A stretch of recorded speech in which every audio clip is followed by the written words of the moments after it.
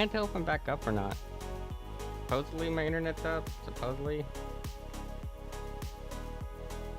I honestly can't tell if anything went through on... Okay, so at least that went through. Click here to retry. Yeah, they're... Well, I don't know about worse than Comcast. At least with Verizon / Frontier, I have 1 gigabits internet. So, like, I don't know, it's stupidly fast. But even though the internet is fast, it cuts out a lot. Even when I'm plugged in to the Ethernet, it cuts out a lot. And I don't know why, and it's always around the same time at night too. It always, like without fail, around the same time at night. Yay! Okay, as long as stuff works, um, that's kind of the important thing. As long as stuff is working. Okay.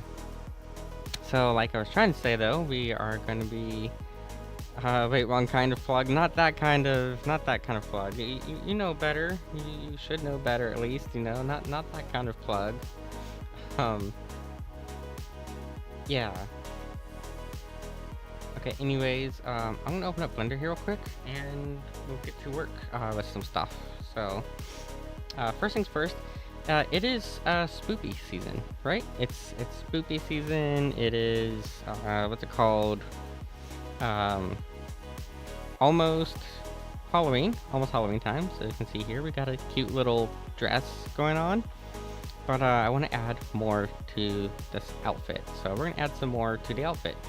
So let me open up Blender and we'll get started. See here, panel switcher, there we go.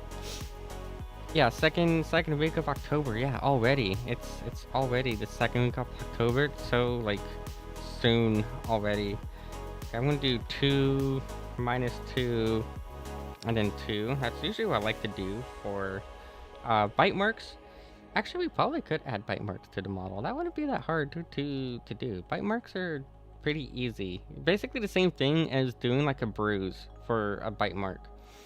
And so like the easiest way to do that is to simply use like a multiply blend mode, and then like sample the skin tone and drag it like on the hue slider like towards bluish a little bit, and then you just like paint in little marks. Like probably not that hard to do. I mean, you also add in like a little bit of green here and there to like around the edges.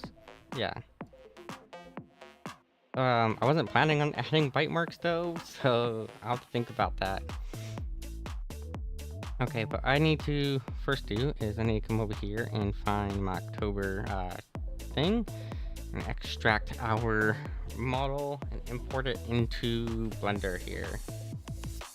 And I already have some rings for the model that I'm planning on using, so we're going to just use the rings that I already have, because I don't feel like doing custom rings when I already have some available. So I'm gonna find whatever folder I have those in. I think I found the folder right here. Yep, rings.txt and rings.fbx. Okay, cool. What RAM is your system rocking? I think it's G-Skill Trident. Wait, no, it's the Ripjaws. The G-Skill Ripjaws, 64 gigs. And it is currently clocked at, I think, 5600 megahertz. Yeah, it's overclocked to, I believe, 5600 megahertz right now. But 64 gigs of G-Skill Ripjaws. Okay, so, clearly, let's see here, we have our new model. And there's some things we need to do to it. First thing we need to do, since we're doing spoopy stuff now, is we're gonna need to add rings back here. Well, actually, I probably should have turned off the corset piercings back here. We can actually make a toggle for them to make it a little bit easier. So I'll probably do yeah. It does chug. I am currently sitting at, what am I sitting at? at 73% RAM usage, but that's also with how many tabs do I have open right now? And that's with 93 tabs in Google Chrome open at the same time. So I should probably close out of Google Chrome in all honesty, but I mean, why would I? I don't know. Probably should. Probably should close out of Google Chrome. Might make it a little bit easier to do stuff. That is like hardly any for me though. It's like hardly any. So there's that as well. Like 60 or 93 tabs is not that much for me. I'm used to having way more. Okay, so first thing I want to do is I want to tab into edit mode here real quick. And I'm going to select our dress, okay? And we're going to select as much of the dress as we can. Now, you'll notice here, there's actually like a bunch of like extra vertices here from the dress. That's just like a thing left over from V-Wide. I'm actually going to delete those ones. So we're going to delete those faces. Those extra ones here. I'm going to do the same thing on this side. We're going to delete all the extra faces. We're not going to need those for what we're going to be doing with this outfit here. I'm going to select our dress. If it'll let me select it. Also, another thing we don't need this here. We don't need, we're not going to need the bow right here. So we're going to get rid of the bow. And then down here as well, we're going to get rid of the bow down here. Because that's not really needed. And since it's not needed, we can get rid of it. I'm trying to think if there's any other like spots that are gonna have extra parts of the dress that aren't needed. I think that's fine there. So I'm gonna select the whole dress, this much here, and we're gonna separate the dress out into its own mesh. So that really is as simple as just going up here, going to mesh, and going to separate, and separate by selection. And then that's going to put our dress right here. We're going to name this dress. And now we can toggle the dress on and off. We'll probably leave it on because we're on Twitch. And Twitch can tend to complain about stuff. Unfortunately, Twitch likes to complain about a lot of stuff. What do I have going on here? What is this one? Why is there so many extra vertices here? When there shouldn't be extra vertices. Okay, so we got a lot of extra stuff we're gonna need to clean up here. I'm gonna delete these. We don't need these extra vertices here. This is like freshly exported straight out of V-Wide Studio like a few minutes ago, and so I haven't actually really had any time to come over here and clean up the model. So we got a lot of stuff that we're gonna need to clean up. A lot of extra material here. That is not necessary, and so we're going to need to just clean all of it up real quick. Get rid of the stuff that we don't need. So that way we can focus on, or make it easier for us to see what we're doing as we're editing. But yeah, keep it on. Yeah, we'll keep it on because I know Twitch can be quite the complainer. And I don't want Twitch to complain too much about our model here, even though it's really lame and stupid that polygons are a problem when polygons really should not even be a problem in the first place. I mean, it's fucking polygons, you know. But Twitch, like I said, they can be quite dumb at times. Yeah, why do we have so many extra polygons here?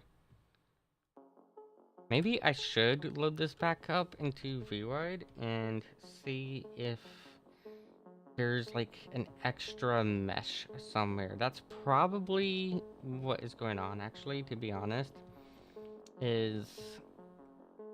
What it probably is.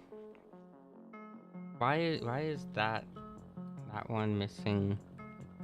Why is that finger missing? Oh, wait, hold up. Oh. Wait, no, that's not the issue. Huh. But anyways, my guess is that I have an extra, what's it called? Like, bodysuit probably enabled.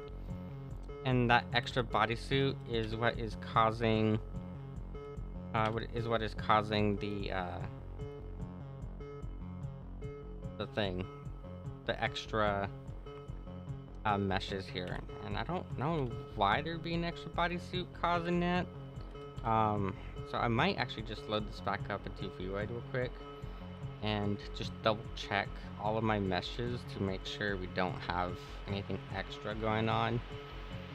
But that is my guess because of the fact that there's, even on this side, there's a bunch of extra stuff.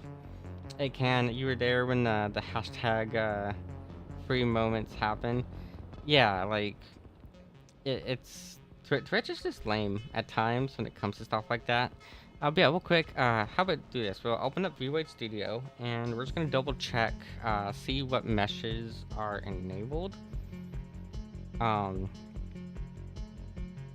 not sure which mesh it is that would be, or which, like, object it would be that would be causing the extra vertices there. But something here is causing extra vertices.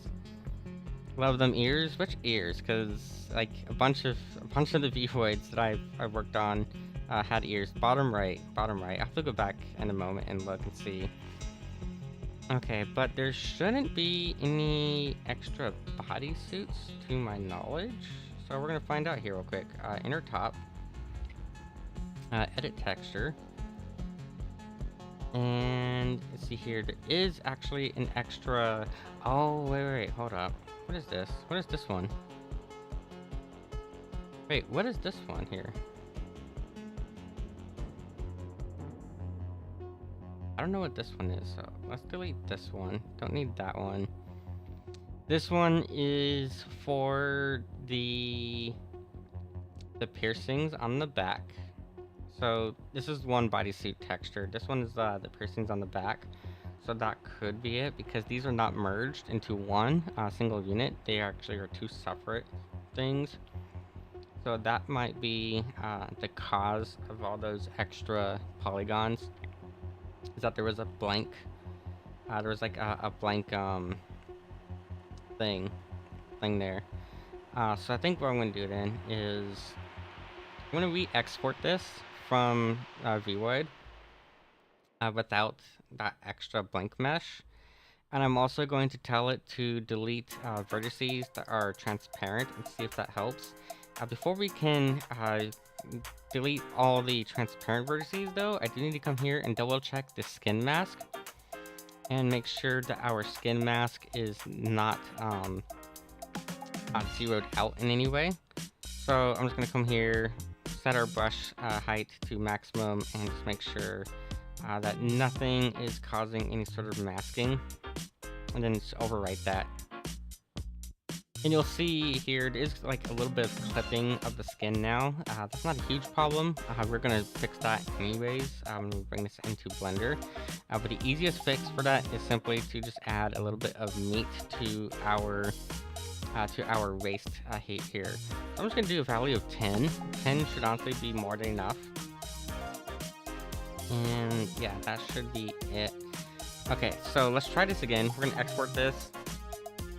Export as VRM. And come on, hurry up. And then what I'm gonna do is just make sure that we have this delete transparent meshes. That should help to clean up all the extra stuff that's going on there, and then we'll just double check in Blender here in a moment. But that should be the case.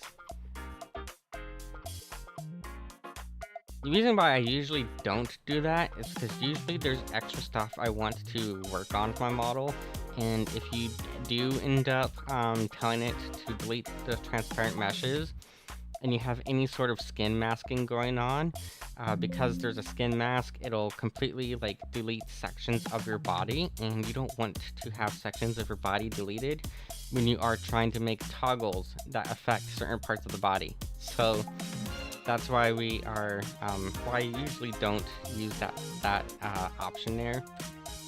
But we'll go ahead and give it a C and see if that helps fix it. That also significantly like reduces their poly count like by half as well when you do that, which is kind of a huge deal as well, because poly count matters when you're trying to optimize your model. So now that that's exported again, once this little star here goes away, we'll go ahead and close out of V-Wide Studio and hop back into Blender. And okay, now V-Wide's not responding because, of course it is, because V-Wide is just absolutely terrible at its like memory management and stuff at times, and it likes to crash. It likes to have problems, unfortunately. Come on, V-Wide, hurry up and respond so I can get back to Blender. Okay, I think I'm just going to toss V-Wide off to the side and see if it ends up responding again. There it goes. Actually, we can close that out now. Let's come back into Blender, and I'm just going to create a new scene again. I'm going to move my camera or my light here to where I want the light to move. And then, so there's where our light is at. I'm gonna come over here, click on this here, and I'm just gonna try to set up something I've been kind of playing around with lately. It's probably not gonna matter too much. Actually, we'll worry about it for another time. We'll do this thing another time for that thing.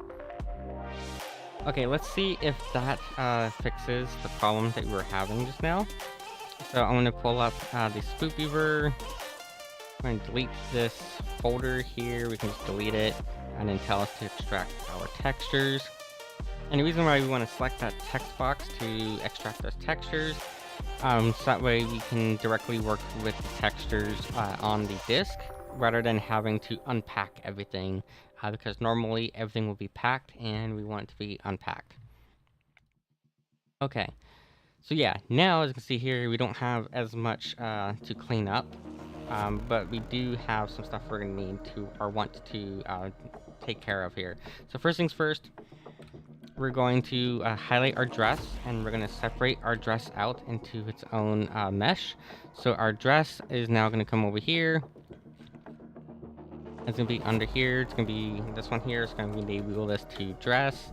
And then you can verify if it's working or not by toggling on and off. And see, this is the problem here. Because we did that whole thing where we told it to delete transparent meshes, it actually got rid of the whole body here. And that's not what I want. That's why I usually don't take that option, because I don't want it to get rid of the whole body. I want it only to get rid of the dress. Cursed. I guess it is cursed, sort of, yeah. And yeah, so like if I come here, if I hold down Alt Z and I want to just select, select maybe this part here.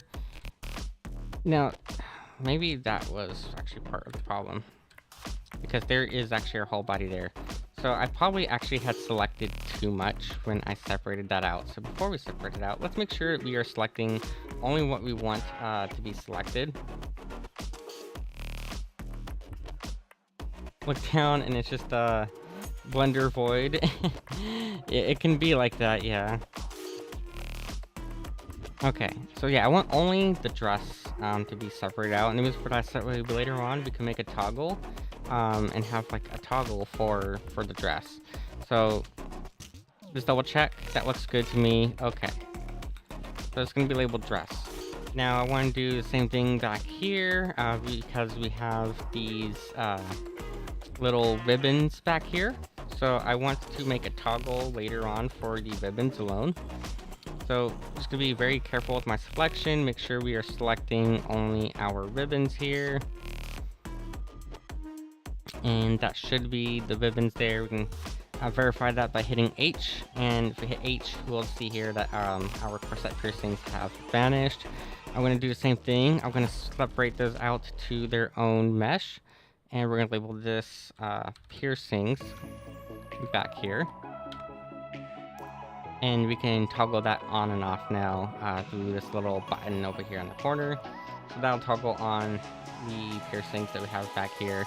I'm not going to bother doing any sort of toggles for the for these over here. As you'll notice here, we do have that whole extra mesh right here for our bandages.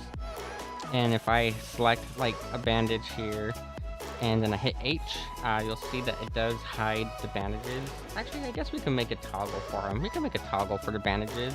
It's just I prefer to I generally prefer to keep the bandages on because some people do have issues with the reason why the bandages are there and what is underneath the bandages. So I usually try to keep the bandages on my models, at least when I'm like on Twitch and even on like Twitter for the most part. I try to keep the bandages on there because some people do and probably will complain about the reason for why those bandages are there and what's underneath them. But we can also do a toggle for those, so we'll have a toggle for the bandages as well. Okay, so now that we have those all separated, what we can do next is prepare where we want to put our other stuff. So first thing I'm going to do is I'm actually going to turn off the extras here, okay? So I'm going to turn off the extras. Extras are turned off. I'm also going to click on our armature here, and I'm going to come down here to bone, this viewport display. I like to set these to stick. Stick bones to me just work better. They're a lot easier to see what's going on and to manage. I'm also kind of curious as to what this bone here is. That's kind of like an extra bone. I think that has to do with the outfit, the dress, and we'll figure that out here in a second. I'm pretty sure those have to do with the dress. Okay, so back here though, I'm going to grab a little annotation, and I'm probably going to put the rings, I don't know, maybe right here and right here for the rings. That way they are out of the way of the piercings back here. Also, that totally put this over here for whatever reason. I don't know why it like put those way the hell over there. I want this to be by surface. Here we go, let's try this by surface. So yeah, I think right about here, assuming that this view mode worked. Yep, that looks like the view mode worked. That's probably where we're going to be putting our rings at. That way they're not interfering with the piercings. If I did not have the piercings at all, then I would actually kind of put the rings maybe back here or down here. But because we have these piercings in the way and I don't want to interfere with those too much, we're going to put the rings a little bit higher up, because otherwise they're going to be in the way right there.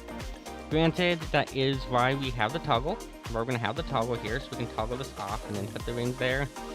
But I think it'll be better if we just avoid having to need two toggles, and we can just put the rings up above, a little bit higher up. So that's probably what we're going to end up doing, is putting them up here. Let's go ahead and toggle off of our annotation.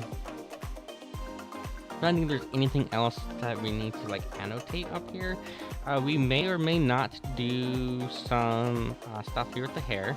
So like one thing we can maybe do is do like a cute little beret. I'm not sure about that yet. We also are going to want to do some like hair ties right here, because we don't have any hair ties there at the moment.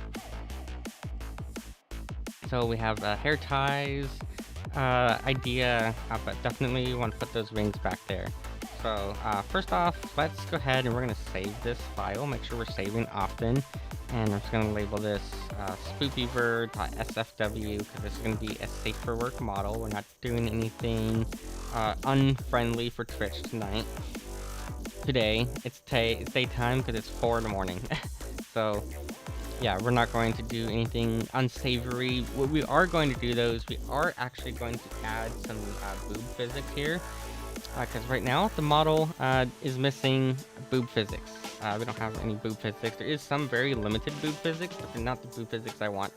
So we are going to adjust our physics here in a short bit as well. So that way we can have some nice fancier boob physics. That's probably like the riskiest thing we're going to be doing in terms of like making Twitch happy. So real quick, let's drop in our rings. They should just drop straight in to Blender. I don't think I need to go to any like heavy menu for this. They should be dropping straight in. Okay, here they are. So we have some rings here that we've had previously. And what I'm going to do for these is, one, they need to be scaled down. So we're going to scale these down, I don't know, probably about there. We'll figure it out. Bring it up. And we want to figure out where we're going to be positioning these rings and how we're going to be positioning them. So first things first, bring them over to where they are going to fit on our body. And like I said, normally I would prefer to put them kind of down here in this area, right? I feel like this area is a little bit better for them. And I'd probably also, bring them down like that. And then I would inset them into the body a little bit more. I guess technically, no, actually we can't really do that because they are still kind of interfering down here with this piercing. If we bring them up a little bit though, if we bring them up right about there, that might work for them. I feel like these are still a little bit big though, and I do kind of want these to be rotated a little bit differently. And the way we can kind of fix rotation, we can actually go over here to pose mode and make sure that we can see our little bones here. And maybe I'll just grab this like little spot, this one here. Make sure we're on the correct axes, and maybe figure out a way to move these here. I'm actually going to want to have these rotate at the same time. I want them to rotate together, so we'll just toggle on our mirroring mode. So mirroring mode is enable, and I think like that's probably a good angle for them if we want to have them right there. But again, we might want to just move these inwards a bit and move them upwards, which is something we can do by just hitting G and then G and then Z, and we can bring them upwards and then G and then X and bring them inwards. And see, that puts them right above. That's gonna put them right above that area, like I was saying. That way we're not really like interfering too much with our piercings here. The piercings kind of like terminate right underneath them. I bring them down just a little bit, and I think that might actually be good there. Again, I just don't want them to interfere too much with those piercings, because that would be kind of annoying, having them get in the way right there. They are not 100% flush with the body though, so go ahead and try to fix that. Drag these in a little bit more. There we go. And that is probably a little bit better. So now we can come back here to object mode, and you can see here it's going to retain that positioning. That's what we want, is for that to retain the positioning and where that's at. And what we can do now is we can parent this to the body here. So first thing we're going to do is to parent it to the body is we're going to set this as a relationship. If it'll, let me see where the relationship thing is. It's probably right under here. Relations. Nope, it's going to be right over here. Relations. And we're going to want to reparent this to the armature. So we'll set that to the armature, and then we will set the parent type to armature.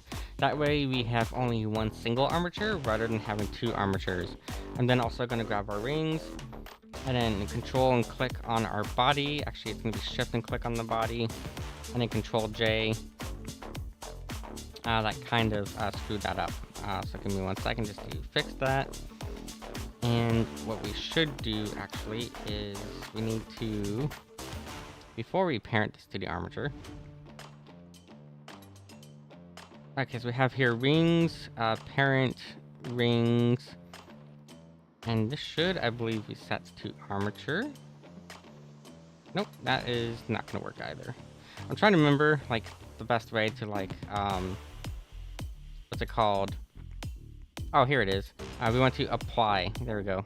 Apply the armature. There we go. So now that positioning is applied. So that's going to become the new like 0 value, and that's what we want for that to be the new 0. So now we can select this one here, and we can select the armature and set that as the parent, and then select these, hit Control J, and that's going to merge them all together. So now our rings are part of the body itself. If I hide the body, it hides the rings. So that's what we want, is we want those rings to now be considered a part of the body itself, just like that. We are going to want to texture these, and I believe I actually already have a texture made for the rings. So easy way to do that is just going to be to make sure our rings are selected. We're going to go over here to materials, and there should be a material down here. We're going to create a whole new material, actually. Unable to move material. What do you mean unable to move? Material slot. Oh, because we're in edit mode. Duh. Okay, so we're going to create a whole new material here. And we're going to go into edit mode, and we're going to assign this new material here. And then we can now select an image texture, and I can go over to whatever folder it was that I had these rings in. So I'm just going to browse over to that folder. And now our rings have some texture. Now, I'm not really a big fan of this texture specifically, so we might do some stuff later to kind of make the texture a little bit better. And also, too, what we need to do actually is we need to enable the MToon material, because MToon is specific to the VRM format, and it's kind of a necessity when working with VRM models, is you have to have MToon, otherwise you're probably not going to have your textures. But we do want it to have more than just a flat color, so I'm going to reset this, and we should now be able to go down here and select rings text. There we go, and I'm going to select that as well for the shade color. And now our rings are going to have some color to them. We do want to apply a little bit of shadow to that. Not a whole lot of shadow, but we'll apply just a little bit of shadowing to them. And maybe we can also add a matte cap to them, so that way they have a little bit more of like lighting on them, a little bit more texturing going on. So for my matte caps, I actually have like a whole folder dedicated specifically to matte caps. It's this folder here, and we'll just find one that looks kind of good, that we think will work for it. Probably, I don't know, that one's probably good enough. And that'll add just like a little bit of extra light, extra shading to the rings. You can kind of see here, it adds like a little bit of a line up here. And that's just because that's what the matte cap does, is it affects your shading, your lighting. And that one's a really simple one, but we do have other ones we can apply here. Maybe we want to have like, I don't know, shininess or something. We don't want to be that shiny. Obviously, that's a little bit too shiny. But we have different options here for what we can do using the matte caps to kind of enhance the feel, the look and feel of the matte caps. So maybe we'll stick with this one for now. We'll give it a try. We'll see how we like it, how it looks when we actually go back into like our rendered view. But I think like that's probably good for now. I'm going to probably turn off the annotations. Actually, we can leave the annotations on for a little bit longer, I think. I'll put the annotations on for now. I'm going to select this skeleton here though, and we are going to set this to be viewport display. And same thing, like I said, I like my viewport display for my bones. I like my bones to be set to stick. It just works a lot better for me mentally to have all my bones as stick bones rather than as those octahedral bones. It's just what I'm used to and what I prefer visually, because it's a little bit cleaner than everything else. So we have our rings now, and what we want to do next is, I don't know, maybe we do some physics stuff. Okay, so we might want to add some physics to these. Maybe we want to add physics to the rings. That's pretty easy for us to add physics to the rings. And maybe we want to, like I said, we want to adjust our boob physics, so we can go ahead and get started on adjusting those. Actually, I'm going to select this here. I'm going to go into edit mode, and I just want to see here real quick. I believe this is part of the dress material. It's part of the dress here. maybe not that mode. I just want to select only this mode here, and I just want to know what this bone right here is. Actually, I think probably pose mode is going to be what's going to tell us what that bone is. Yeah, so these are part of the dresses, and we actually do not need those bones because we don't really have the dress anymore. So what I'm going to do is select them, and we're just going to delete these bones here. We have to delete them in edit mode. We're going to edit mode, select the bone that we don't need, and just hit dissolve bone. Okay, I guess it's actually not dissolve bone, it's delete bone. Okay, it should be dissolving it. Why is it not dissolving it? Control X. Control X said fucking delete it. Okay. Why is it not deleting this one bone that we don't need? As we don't need this one here. There we go. Okay. And yeah, we're just gonna find any of the unnecessary bones that we don't need real quick, and then we'll delete them. So this is another one for the sleeve. This one's also for the sleeve. Again, we don't need either of these, so we can just go ahead and delete those bones. Any bones that we don't need, we'll just go ahead and delete them now. That way they're not taking up processing time and other, times and issues, So just go ahead and kind of delete those ones we don't need. And again, we don't need this one here either, so we'll go ahead and delete these ones. So those extra bones are now deleted. And same down here, there's a lot of extra skirt bones, okay? And we don't need all these extra skirt bones. They just make it more confusing when trying to do any sort of posing and like VRM posing. So since we aren't going to need those, we'll just go ahead and delete the extra bones. And then keeping the ones that are going to be actually, having an effect on our body here. So there we go. Our bones are now cleaned up for our skirt. So that way we're only using the ones that are actually going to affect the skirt itself and not any of the extra ones that aren't going to affect the skirt. So that is all settled there. Now we can get into, having our custom physics for our body. So for our custom physics, what we need to do is we need to actually create some colliders here. So we're going to have a collider here, collider there, same thing on this side. We'll have a couple of colliders. Go ahead and kind of delete those. So we're going to add a couple of colliders here. We're also going to add a collider to each of these fingertips. So each fingertip here, make sure we're in the correct mode. Each fingertip is going to get a collider. So we're going to do a bunch of colliders there. And we're going to make it so that way those colliders can interact with each other. And we might also probably add a couple of colliders here for the rings. I think maybe one here, and we'll do like, I don't know, collider down here. And then maybe like a central collider. Okay, so we'll have a couple, we'll have a bunch of extra colliders that we'll be adding. So that way we can have interactivity with our hair and other stuff. I'm going to delete all those annotations real quick.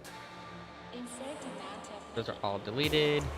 And yeah, let's go ahead and do the physics. So when it comes to void physics, obviously there's already bones for the boobs, but they don't really work all that well. They're not that good of bones. So we're going to come over here, and we're going to come to our VRM panel. This is a little panel made for interacting with VRM models, and you can set VRM 0.0 or 1.0. This current one is a 0.0 VRM model. I have not adapted to the 1.0 model type yet.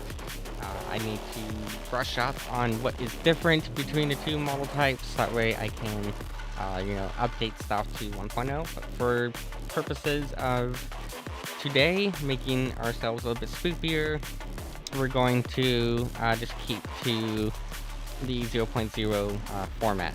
Now see here, there is one here that says, well, first off, we have a sleeve. We deleted sleeve, so we're going to remove that spring bone.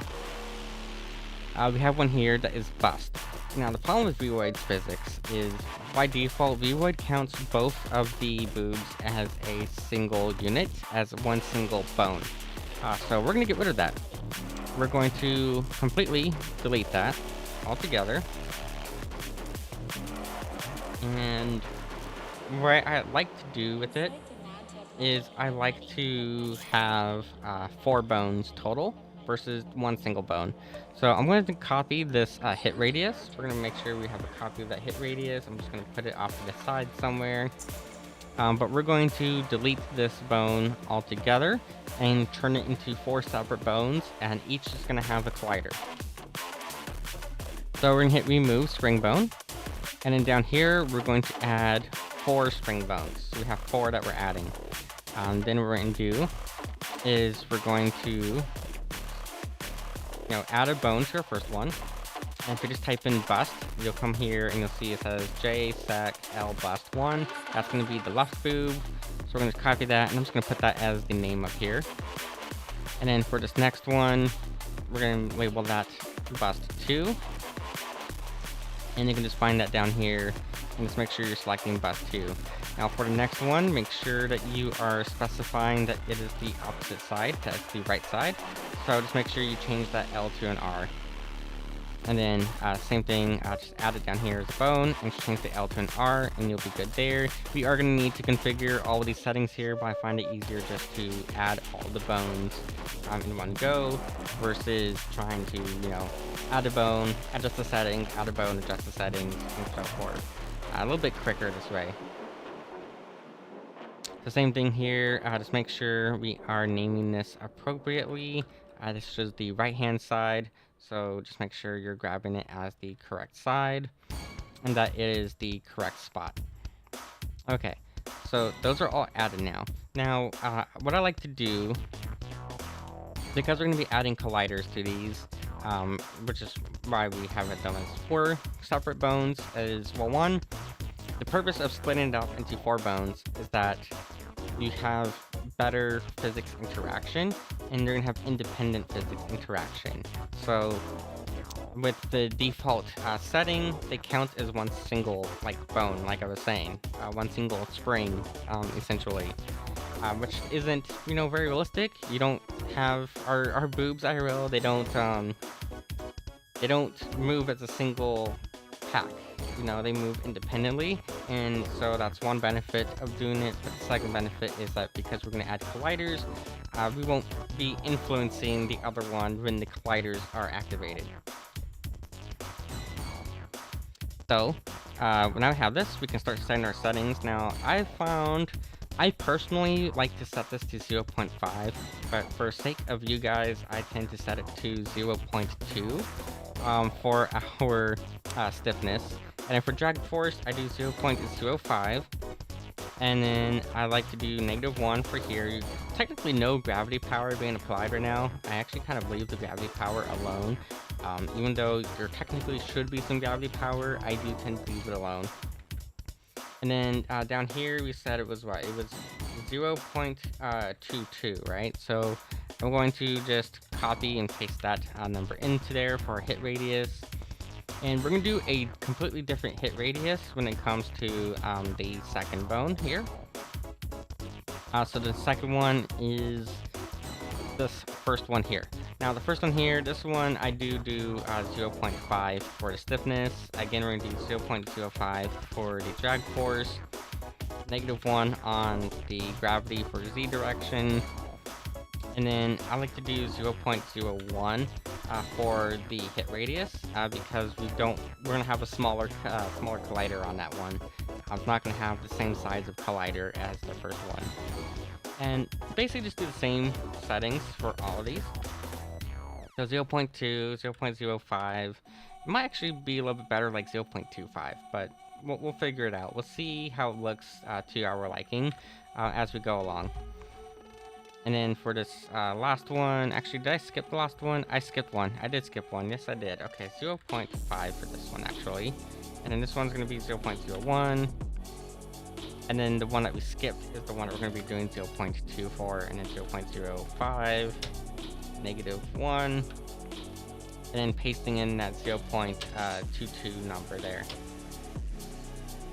So we can actually export this as it is already without needing to add colliders, but adding the colliders is a big help in terms of when you want to like start doing art stuff with them, because you'll have better interaction when you're doing your artwork and whatnot. So we can go ahead and add our colliders now. The colliders are a little bit different. We are going to need to come back to this menu, but I'm actually going to close that current menu out. So we don't need the spring bones, or actually we need to hold the spring bone menu, but we don't need these groups right now, so we're going to close those out. We do need to add our collider groups. Now we're going to add 4 first, and then we'll be adding an extra 10 after these 4, and then we'll probably add an extra 1, 2, 3, 4, an extra 8 after that. We'll see. But basically, with these, you're going to type in what bone it is, and then we're gonna hit add collider, and make sure that we have view extra enabled. Now you'll see here it creates this gigantic fucking sphere right here. We don't want that. That's way too big. So let's start off with like 0.01. Now that's too small, so you're gonna have to kind of play with it, figure out what size works best. Again, we don't want it to be this big. This is way too big here, so maybe do 0.0 I don't know, maybe 0.05. We'll see how big that is. That looks a lot better in terms of the size. Hi Ash, hi, it's been a while. I know I'm normally not on at this time because it's like 4:30 in the morning and I am like super caffeinated and I am hyper when I shouldn't be hyper. I should be asleep usually. But hello, we are currently adding physics to my model. We added some rings already and now we're adding physics. Zoomies, yes, we got the zoomies. Okay, so now we have this here. We can actually move this. We do want to actually move the collider here. So I'm going to grab the collider. I'm going to come up here and I'm going to set this to local. You want to set your transform orientations to local. And then you can hit G. And then I believe it should be Z. No, X. Nope. Y. Nope, that's not going to be it either. Maybe it's normal that I need to set it to. Try that. Try normal. Nope. Okay. Anyways, try to keep it on to the local space. I'm not sure why it's not working with it being on local. Actually, it should be working with it being on local. But basically, we want to be in here. We want to be in there. Set this to local. It should be in local space. Sometimes stuff, I don't know, acts weirdly, but ultimately we want it to be on should be on local space because we want to just kind of move it back this direction. I don't want to rotate it. I only want to what's it called? Okay, here we go. Yeah, so make sure it's set to local, and then you can move it along that line there, and it's gonna move just along the line of the bone. I like to put it to where it's just like barely coming out of the dress. That way it's not like, completely in. Well, actually, maybe go a little bit further in, like about right there. Basically, I like to just barely see the outline of it, rather than having it be like all over the place. And all that's gonna do is that's gonna add a collider right there. So anytime something else with the collider, like these are all colliders right here, anytime one of these colliders bumps into it, that's going to, make it bump. It's gonna make it bounce and move around. And that's what we want. We do want to make note of this little value here. So this value here is the direction that it is moved. So we're gonna just go and copy that. And then I'm going to add the next one. We're gonna skip one and go straight down to this bottom one here first. This one here. And we're going to do the opposite side now. So we're going to do the right-hand side. And same thing, add a collider. Make sure it's set to local. You can go ahead and paste that value already, and that's going to put it where it needs to go. And then we're going to copy this other number here, and just make sure it's the same size. And if done right, it should be, the collider should be an exact mirror of the other collider. And that's what you want to see. So we have that there now. Now for the other ones, for these other parts of the boobs, we're going to do smaller colliders. So we're going to make smaller colliders there. And make sure you're selecting the correct bone. And then you can hit, add collider. And again, that gives us this, like, fucking gigantic collider. We don't want a collider this big. This collider is way too big. So just go ahead and bring it down in size. Maybe not that small. Maybe you want to do, I don't know, 0.02. That's probably a little bit better for it.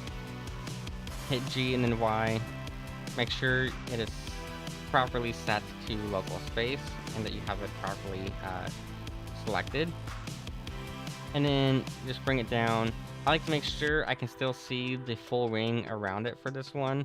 So as long as you can see that ring around it, it should be fine. I don't know, like probably about right there.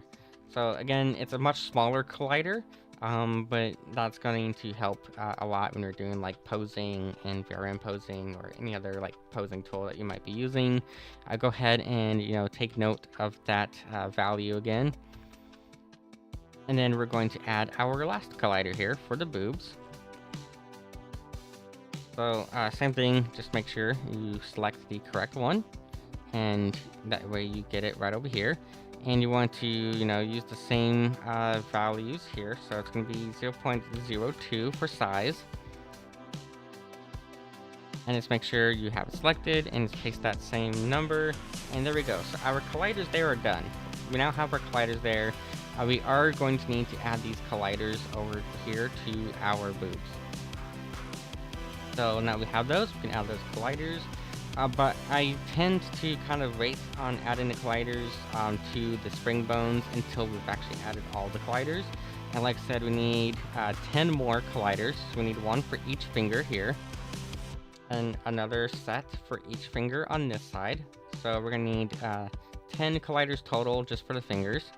And we're also going to be make sure that those colliders also interact with the hair. So that's another thing too. You want those colliders to interact with the hair. And I don't know, we may or may not add colliders to our bones back here. Possibly, we'll see. We'll see if we want to add the colliders back there or not. But for sure, I like to add colliders to all the fingers because it just adds a little bit more dynamic when you are posing to have your fingers interact with your hair. It looks a lot better than having to manually pose the hair. You might still want to do some tiny bit of manual adjustment to the hair, but it just looks a lot better when you go into VRM posing and start working with your hair. You might have like a pose where your character is playing with the hair, and having the colliders interact with the hair just makes it look so much more natural and better. So that's why I like to do that. So again, we need to add collider groups here. So make sure we are, selected on the correct thing here. And yeah, we want to add the collider groups over here to the phalanges, the fingers. So let's start off with the left hand here. We're gonna add 1, 2, 3, 4, and 5 for our left hand. And what we're going to do is this one should be thumb. Make sure that we are selecting thumb. So it's going to be thumb, L, and then you actually want to be thumb 3. Thumb 3 specifically, because 3 is the tip, and 1 is like the start of the thumb. So you have like bone 1, bone 2, and then bone 3 is going to be up here at the tip. So add a collider. And again, it always makes these gigantic fucking colliders. We don't need them to be that big. We just do 0.01. And that is honestly good enough in terms of the size for a finger collider. You do want to bring it in to about right there. Make sure that way it is only going to interact with stuff when it's on the thumb itself. And that way we're not interacting with stuff when it is, away from the thumb. Now, technically, it is going to be this whole sphere. You have to spend some time later working on blend shapes. Never done it before. Should be fun. Blend shapes are really easy, in all honesty. Blend shapes, we're actually going to add some here to the model here in a moment, too, actually. We will be adding some blend shapes to this model here. Now, blend shapes aren't that scary. The hardest blend shapes to do actually are color changing blend shapes. You can do color changing blend shapes if you're using the VRM model format. You can't really use them with like FBX or some of the other formats, but for VRM you can do color changing blend shapes. Those are probably the hardest ones to get working properly. But if you just want to do like a simple blend shape, like adding like a mouth shape, for example, maybe we want to do like a different expression here. That's really easy to do. It's not as scary as it seems working with blend shapes. Okay, where were we? We're adding colliders. Yeah, we're adding colliders. So make sure. And technically, so what's going to happen technically is this whole sphere here is the radius of the collider. Depending on what you want to do with it, you may or may not want to make this even smaller. I personally do not bother with making them smaller, but you could. You could go down to as small as like this here. And that way it's only going to be like that tip. But I personally feel like 0.01 is good enough. Animating props on your Avi for VRC. See, I still need to actually go and convert my models to VRC. I just haven't bothered. Yeah, I don't know. Eventually, I will convert my model to VRC. I just have been super lazy and haven't bothered to do so yet. Okay, so now we're going to grab this first finger here. This one, again, it's going to be the third one, so it's going to be index, and then it's going to be left index 3. Make sure, again, you're getting left index 3. Any of these finger bones, you want those finger bones to end in a 3 when you are doing cats works wonders. Yeah, I mean, I do have cats somewhere around here. Somewhere around here is cats. Somewhere. Is it right here? Can't remember is that cats or not. That may just be VRM tool or MD tools. I don't remember. Cats is around here somewhere. But have fun cleaning up the meshes if you want to be Crest compatible. I mean, I should, considering that my headset is the Crest 2. But I do just, I use the Steam, or not Steam Link, I use the Crest Link cable whenever I actually use my headset. So it just runs off the computer. But I probably should prioritize like compatibility with the Crest for the few times I don't have it plugged in. Especially because by doing so, it'll open it up to where other people can see the model easier. Yeah, I don't know though, but like as it is, like my VRM models alone, they take up like a lot. They're not very well optimized, admittedly. They could be much better optimized than they are. Okay, so we're gonna add a collider here, and then make sure we have it appropriately sized. So I'm gonna do 0.01. As again, I feel like you don't need to have super fine, super tiny, what's called colliders. It's fine just to leave it as this. Make sure that you just have it selected, and then just bring it in to right about there. And there we go. Now that one's good. We are going to want to, again, keep track of, where these number values are at. So this one's going to be like 0.007. This one here can be 0.014. I'm just going to make these an even number. It's a little bit easier to just deal with even numbers. Okay, we need to add the next collider now. So next collider is going to be the middle. Then we have a ring, and then we have our pinky finger. Now, when you're working with Viewwide models, they don't actually call it a pinky. They call it a little finger, but we all know that's the pinky finger. So next one here is going to be middle. It's going to be middle 3. Oh, and don't be dumb and do that. I just deleted that collider on accident. Just make sure you're not deleting your colliders as you're adding them. And then we'll just do this again. No, I said 0.01. There we go. And all I'm doing to move these into place is I make sure up here that this transform orientation is set to local space. And then I'm just selecting our collider, hitting G, and then Y.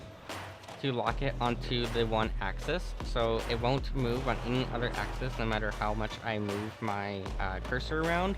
It only moves on the one axis, and because it's set to local space, it moves directly in line with the bone. So that's all I'm doing, is just make sure it's lined up with the bone as closely as I want it, and then we can adjust however much we want fine-tuned right over here on this side here. And onto the next collider now. So we have one more collider for this side, and then we got to add the colliders on the other side, and then we'll add the collider interactions to the hair, and we'll add the interactions to the boobs. So just going to kind of speed through this a little bit. Don't want to speed through it too much because I want you guys to like kind of get an idea and understand what's going on with it. But it can be a little repetitive, and I understand that, you know, repetitiveness isn't exactly entertaining, but it's just something you'll probably have to get used to if you start doing any sort of like heavy 3D work of your own. There's going to be a lot of repetition, like tons of repetition in 3D work. I mean, like 80% of what you're going to be doing in Blender is working with cubes, for example. It's going to be the same like 4 or 5 operations on fucking cubes. That's literally what 3D work is mostly. It's just repetitively doing the same task over and over and over again with cubes. It's like playing with Legos, except here the Legos look fancier depending on how you have your shading set. And obviously they don't have like little cylinders sticking out of them, so I guess you could add a cylinder sticking out of a cube and call it a Lego then. Okay, so let's add our last collider to this hand. And like I said, if you type in pinky, it's not going to show up, so you're going to make sure you type in little, and then it'll show up there as little 3. And let's go ahead and just make sure it's the correct size, make sure that you have it selected, and then just bring in however much you need. And I'm going to make this to be this value of 0.009. You felt that I've been working on a VRC model and it's driving you crazy? Yeah, I mean, I don't know.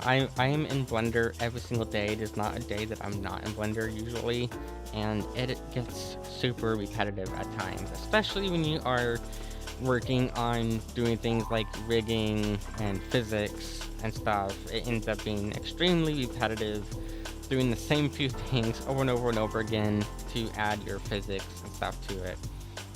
In fact, like the next 10 minutes or so are going to be probably the most repetitive 10 minutes of the stream, in all honesty. Because once we have these colliders added here, it's one thing to add the collider into the 3D space.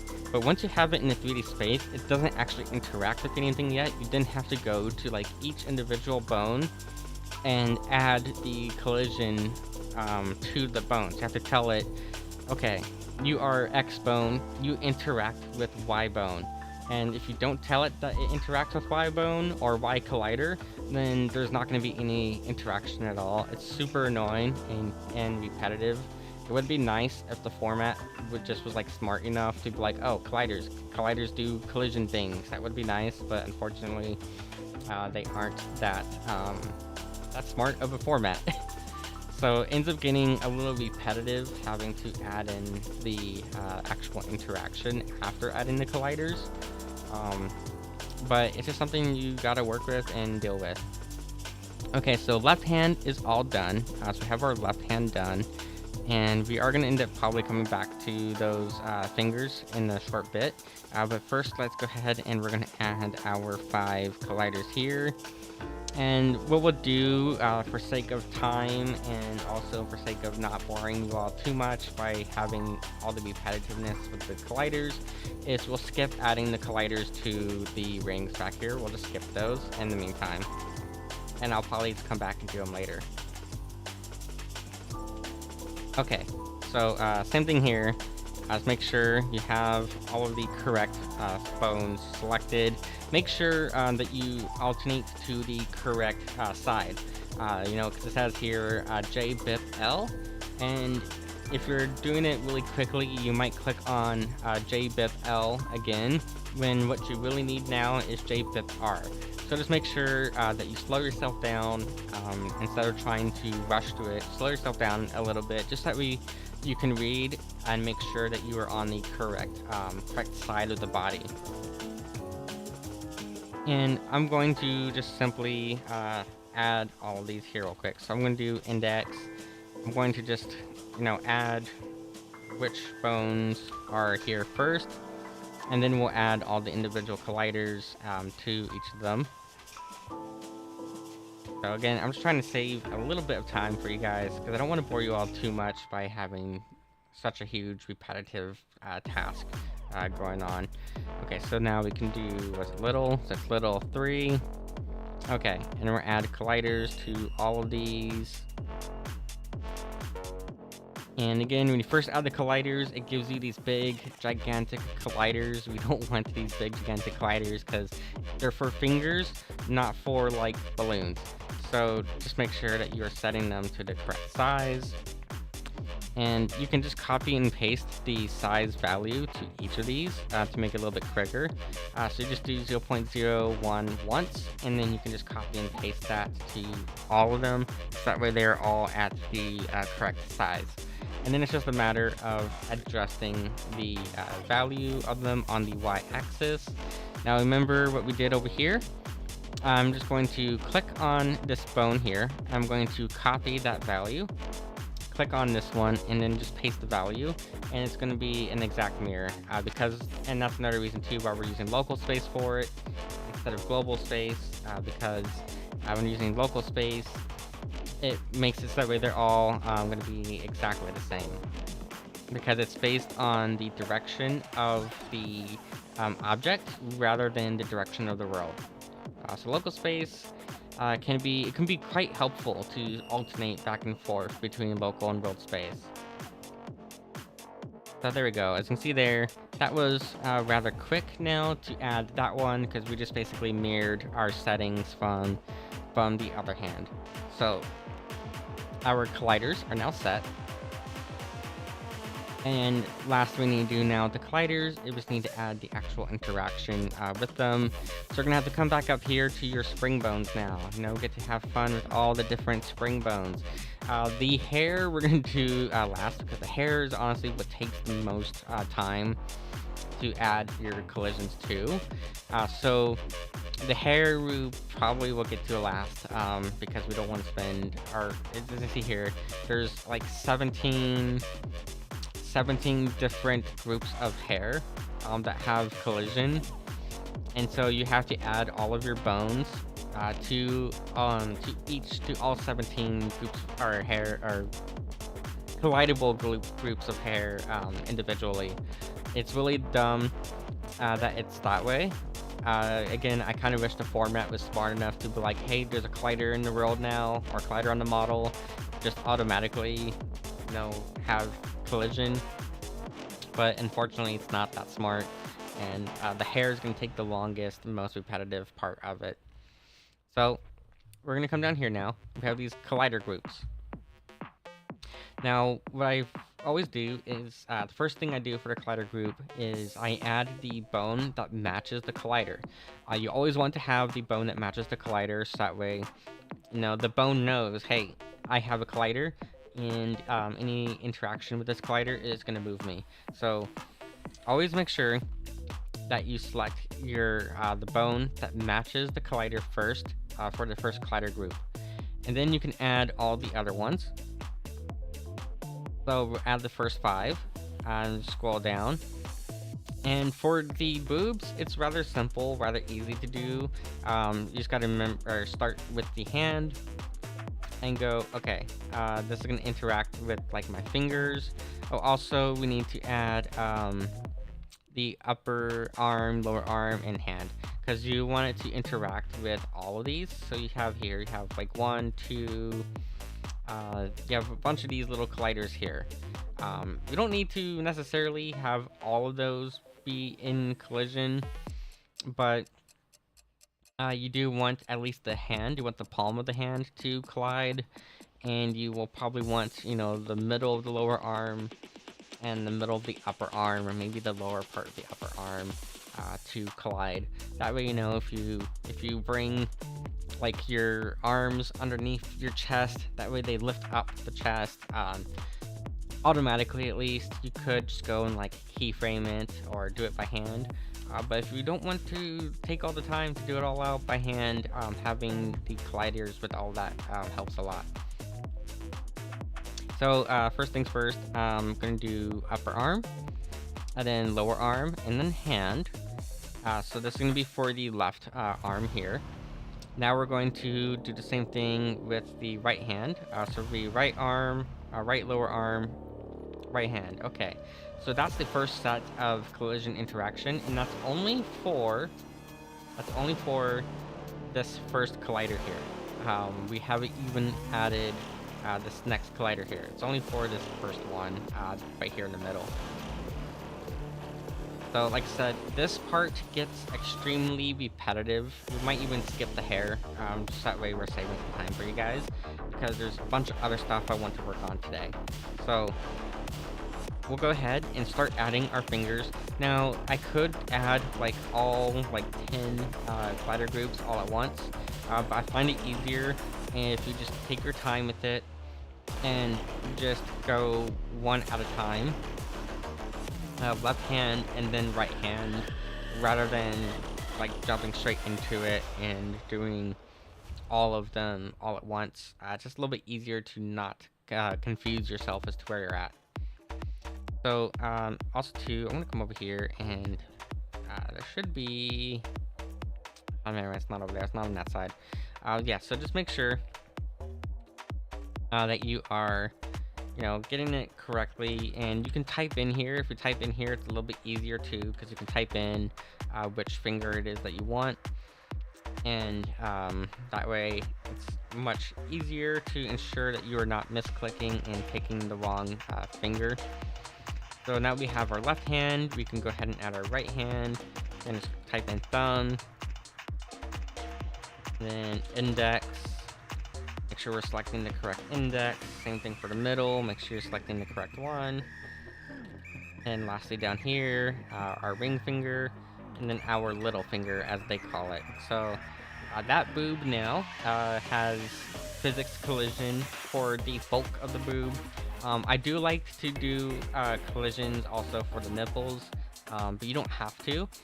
The reason why I do it is because I'm a YouTuber and I'm trying to make my models as close as possible to Koikatsu style physics, and so that's also another reason too why I separate out the boobs into 4 separate spring bones with different physics properties as well, because I am trying to replicate the Koikatsu party feel with mine. So that's another reason too why I add all these different colliders, is because yeah, I'm trying to basically eliminate Koikatsu from my workflow altogether. And so far, I think I've been pretty successful at eliminating Koikatsu from my workflow. I just felt like Koikatsu was too limited, because I ended up getting to a point where I was starting to make my own meshes for Koikatsu. In addition to making my own meshes, I started making my own shaders for Koikatsu Party, and I was like, you know what? If I'm going to be making my own textures, my own shaders, my own items, and going through the trouble of importing them into the game as a mod, I might as well just start doing everything in Blender directly, or in VR imposing, and just cut out Koikatsu altogether. That way I don't have as many programs that I need to go through, especially because it is quite an annoyance to have to use Unity and a third-party tool and a bunch of other stuff to get it working with Koikatsu Party. So yeah, that's part of why I have all these extra collisions too, is because I am trying to get rid of that game from my workflow. I've been trying to do stuff for Fansly and other places. Okay, so we have here, we have our hands. Now again, I'm just going to quickly go through this. Start with the thumb, then do index, and make sure you're getting the correct index, then middle, then ring finger, and then the little finger. And then just add the last 5 here, And same thing, just make sure you're switching over to the right hand side rather than doing it on the left hand side. The nice thing is, with Blender, you do get to just type it in, and that helps so much, being able to just type it in rather than having to scroll all the way down. Make sure you are clicking on the correct finger though. But yeah, being able to just type it in is a big help to make sure that you're not accidentally adding the incorrect collider there. So now we have this one here as well. So we have the big bulky ones. And next we just need to add our nipple colliders, and we'll probably call it there for adding physics for this model for now. And I'll come back later and I'll add all the physics to the hair later, because it's going to take forever to add physics to the hair. Also, what is this way the fuck over here? What is this? What is that from? What is selected? We have extra cubes here. Why do we have extra cubes? I don't know why we have these extra cubes. We have extra cubes over here for some reason. I have no clue where those extra cubes came from, so I'm just gonna delete those extra cubes because I have no clue where they came from. Okay, back over here.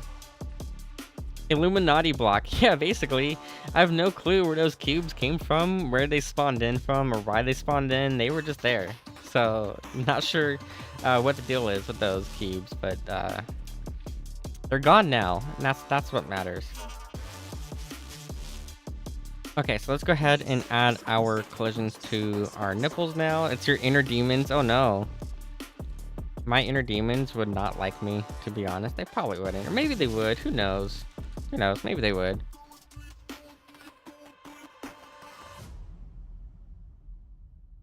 Okay, so I'm just going to make sure we are adding our same colliders here. Again, it is a lot, and I do apologize that it is so much. It's just what you got to do for all this.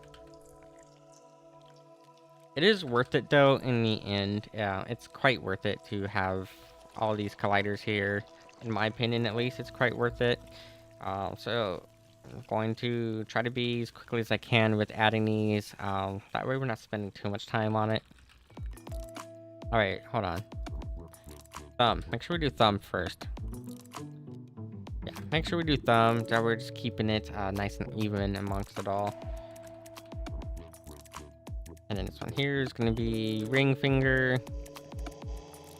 And then little finger there. And then we need to add 5 more for the other hand. So this one's going to be thumb again, but on the other side.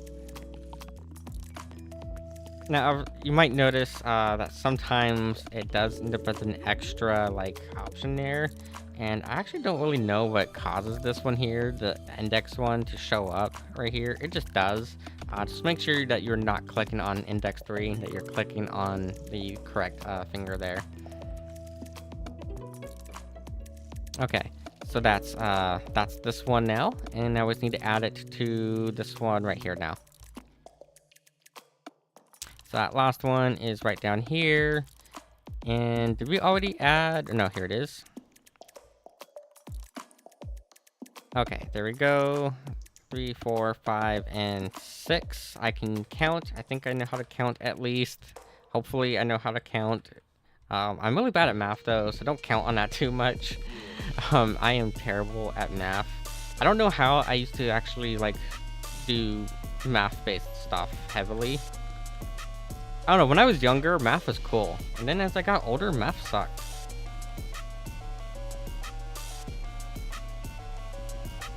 Okay, and then hand, that way we have the palm of our hands interacting.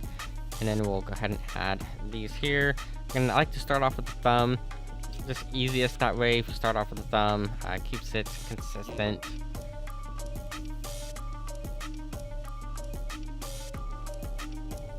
Yeah, math sucks. Math is terrible. I hate math. I hate math with a passion. And that's not just me being salty for the fact that I had to do like college algebra 3 times because I'm dumb, but it's like still, math sucks.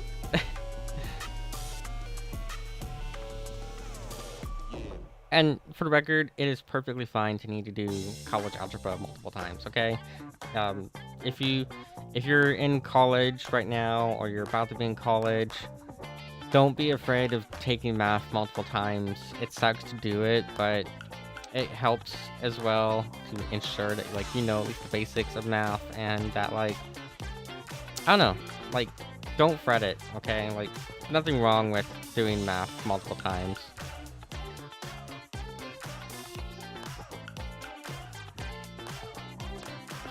Okay, and then lastly we have the little finger there. Okay, so our collisions are at least added now for all of the boobs and our hands.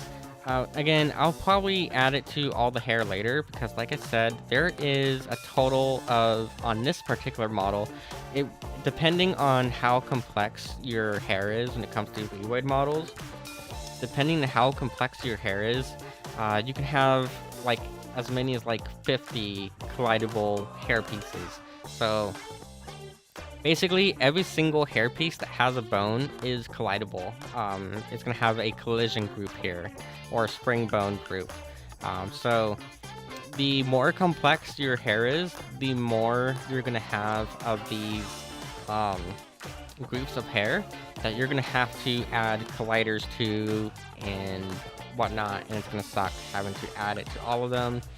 So we'll probably just skip that for now. We'll skip doing that for the meantime, and I'll come back and I'll do the hair later.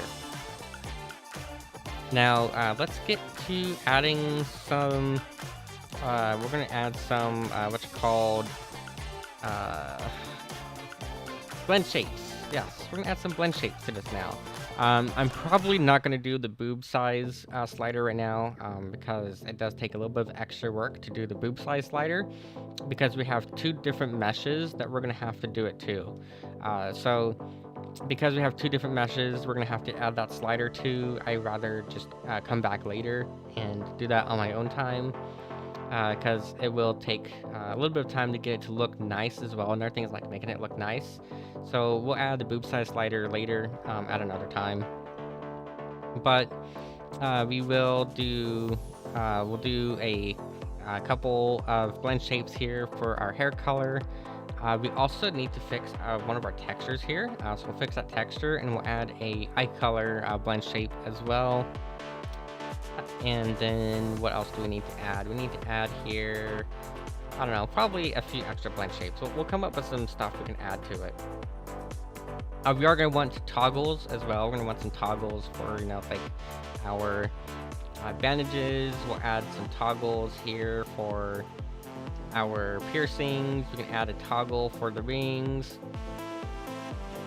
Actually, I probably should have left the rings as a separate blend shape or a separate mesh, in all honesty. Too late though. Too late to add them as a separate. Well, no, we'll just leave the rings there. We won't make a toggle for the rings, but we will make a toggle for these. For the bandages, we'll make a toggle for the corset piercings. And we'll make a couple of toggles here for like our hair and our eye color. So first things first, eye color. Let's go and fix our eyes. So you'll notice here that these are kind of hashed. They're kind of like spotty. We don't want them to be spotty like that. And that just happens when you import the model into Blender. It causes that to happen. Easiest way to fix that is just come over here to your material. Make sure you have eye, I believe it's eye highlight selected. So you want eye highlight. And you'll see right here, it says alpha hashed. You want to switch that to alpha blend. And that is going to fix our highlight material for our eyes. So that way they are nice and smooth. They're not going to be all like sparkly and hashed like that. So that already fixes one problem that we have already.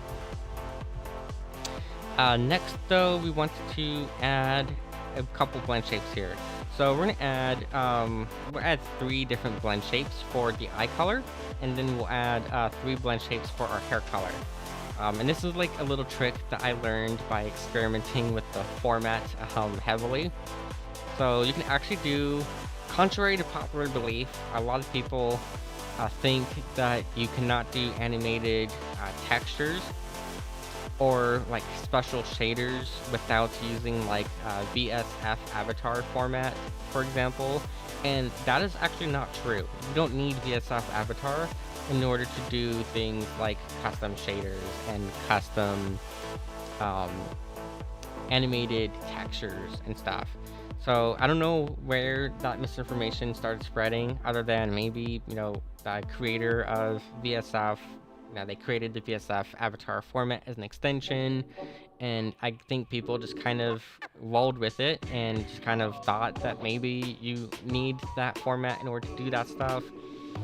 But in my experimentation with the model format, none of that is true. You do not need to use VSF avatar or Raruto avatar format to have those.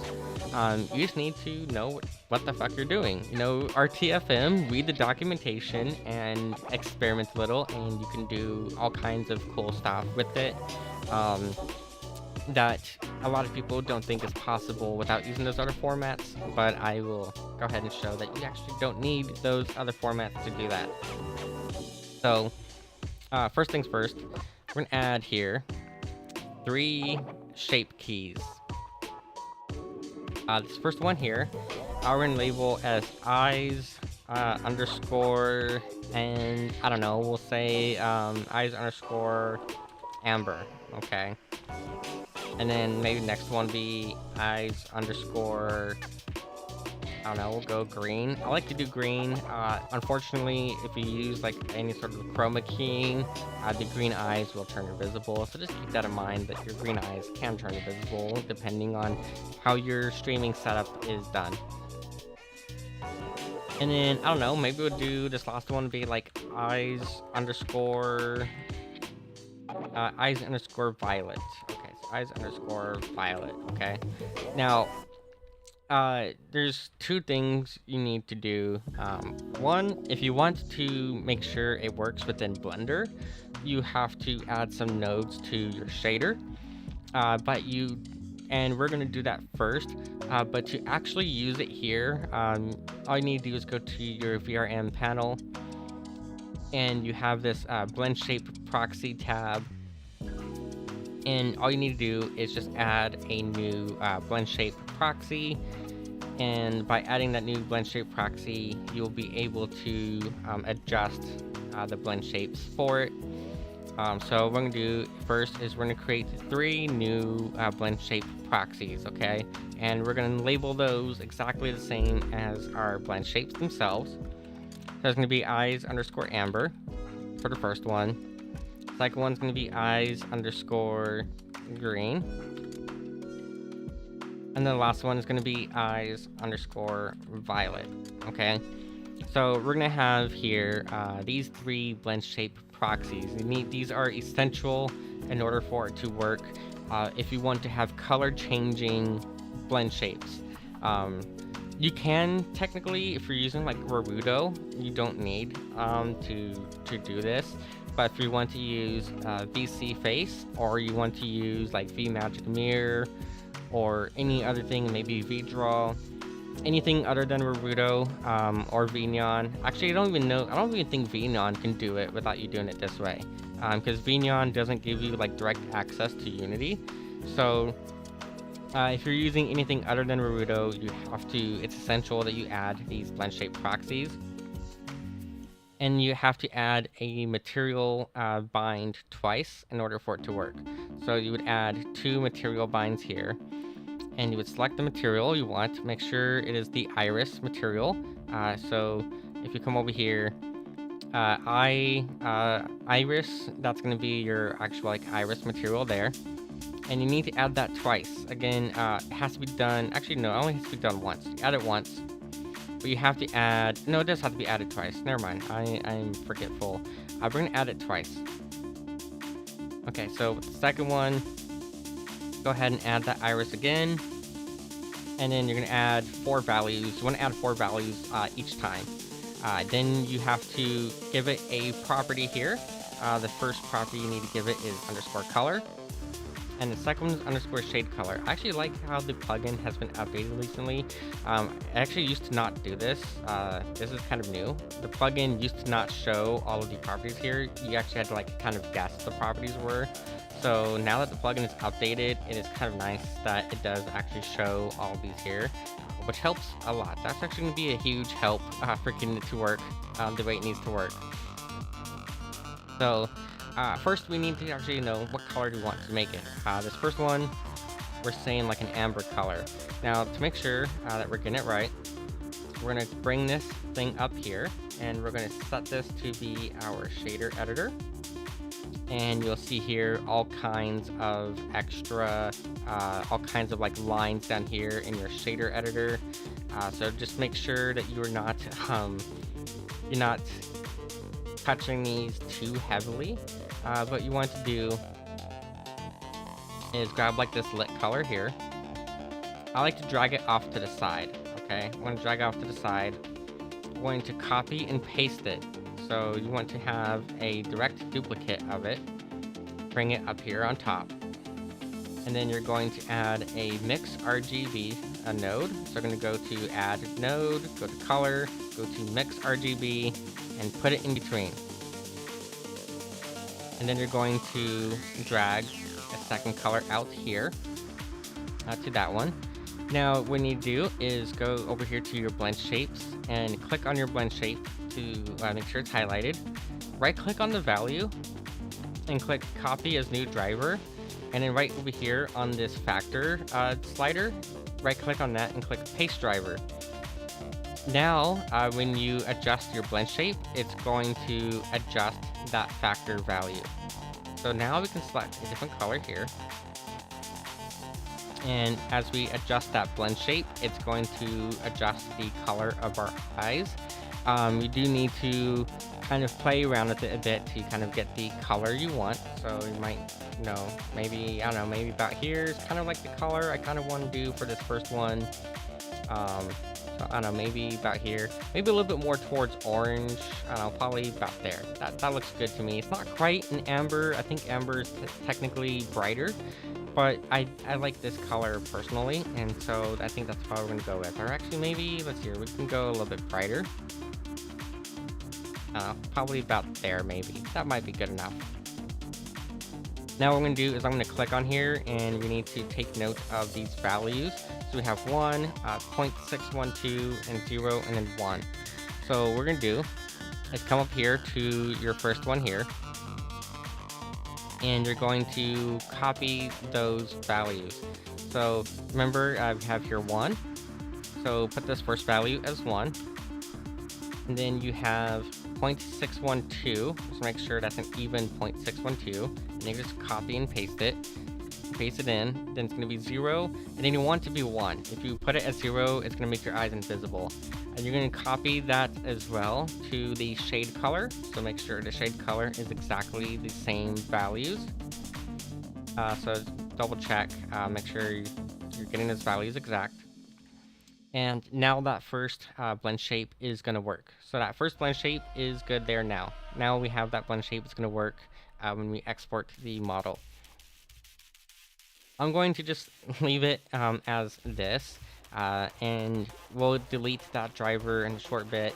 But I'm kind of lazy, so we're just going to go over here to green now. And we'll just find a green color that we like. Maybe we like this bright green here. This looks kind of nice to me. So we can go this kind of green here. And you're just going to copy again, just copy these numbers. I'll make it a nice even 0.36. So add our material binds. And make sure we are selecting our iris twice, because you have to do it twice, otherwise it won't work. And then make sure we're doing color and then shade color. Those are the two important ones. You want color and shade color. The other ones will matter if you want to do like animated textures and you want to make the animation like pause or unpause, because you can do stuff like that by doing this method. You can have a texture that's animated, but you can be like, I only want it to be animated when the blend shape is active versus at all times.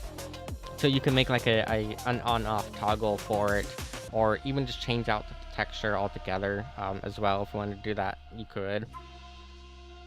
But for sake of making these change colors, you want to just make sure you're only doing underscore color and underscore shade color. And again, it is so nice that the newest version of the plugin I'm using for this now actually populates this list, because before it didn't populate the list, and I had to learn all of these values by hand. It took me forever to figure all of them out. But I'm so glad that the developer of the VRM plugin has updated it and fixed that for me.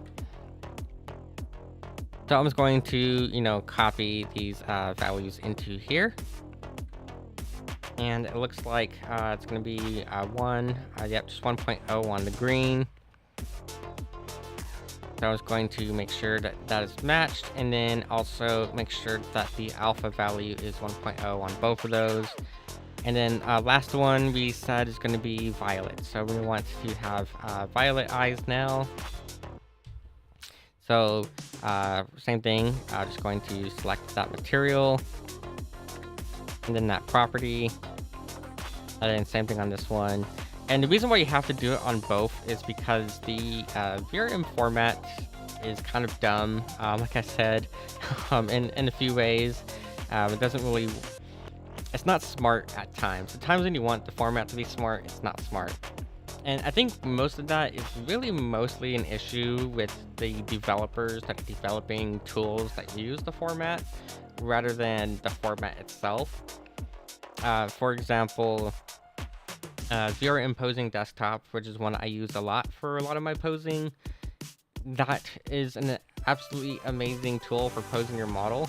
But when it comes to like the shading, it does a global illumination by default, and there's no way to turn global illumination off. The problem is that the way that the developer has coded the global illumination, it always will apply a shadow to the backside of your character, of your model. But because the global illumination is on, it doesn't shade it any darker. So if you don't do a shade color as well as the regular color, then when you go to adjust that slider in VRM posing desktop, you'll end up with like a weird artifacting with highlights in your hair, and it'll just look weird. And but because of the global illumination, it doesn't, like I said, it doesn't make it any darker, so you're not going to even realize that there's a shadow there, because the shadow is hidden by the global illumination. So it's really more so an issue with the developers of the tools using the format, more so than the format itself, I would say. But that is why it is important that you also set a shade color in addition to a normal color. Okay, so now let's go ahead and we'll find an eye color here that we kind of like. I kind of like this one. I think it is violet. I can't honestly tell, but I think that is violet, kind of purplish, kind of bluish. So I think that is probably close enough to what we want here. It's not quite blue, but not quite purple either, I would say.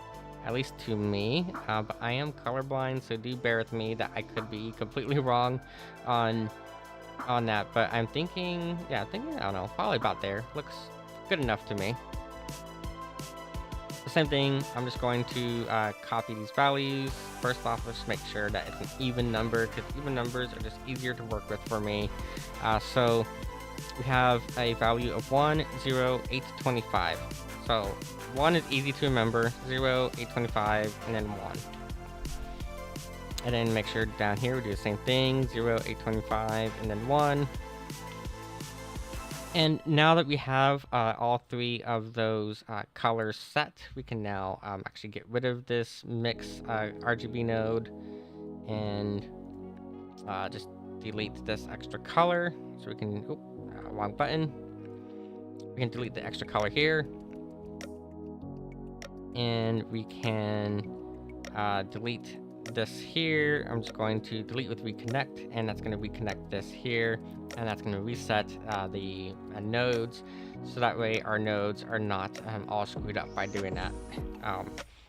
But that's the way that I added the color changing to my previous model and how it works.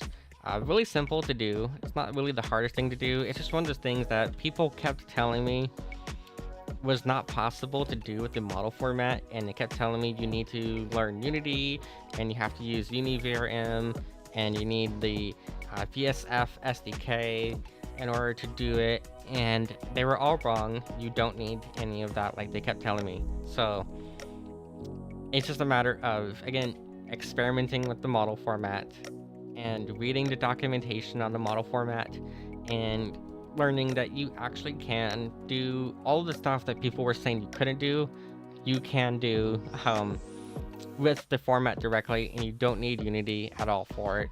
So yeah, I've learned to kind of ignore what the masses are telling me and just kind of figuring it out for myself and learning that, yeah, I don't need to do what they're saying because I can do it all perfectly fine without any of that. So same thing here, I want to add a color to my hair, for example. So if I want to add a color to my hair, what we need to do is one, add a basis shape key. You always need a basis. And then we can add, I don't know, we add like 2 colors to it. Maybe we'll do 3 colors, okay? We'll do like 3 colors for the hair as well. I'm gonna add those blend shape proxies, so add 3 of them. Now we need to figure out what hair colors we want. Let's see here. We'll go hair underscore blonde for the first. Hair underscore brunette for the second. And for the last one, I don't know, maybe hair underscore black, maybe? I don't know, it's kind of, those are kind of basic hair colors, I know, but like, I don't know, I like them. I like all 3 of those colors. And, I mean, we could technically make it whatever color we want, but I'm kind of basic. I'm a basic bitch at times, so we're gonna go with blonde, brunette, and black in addition to our normal pink hair.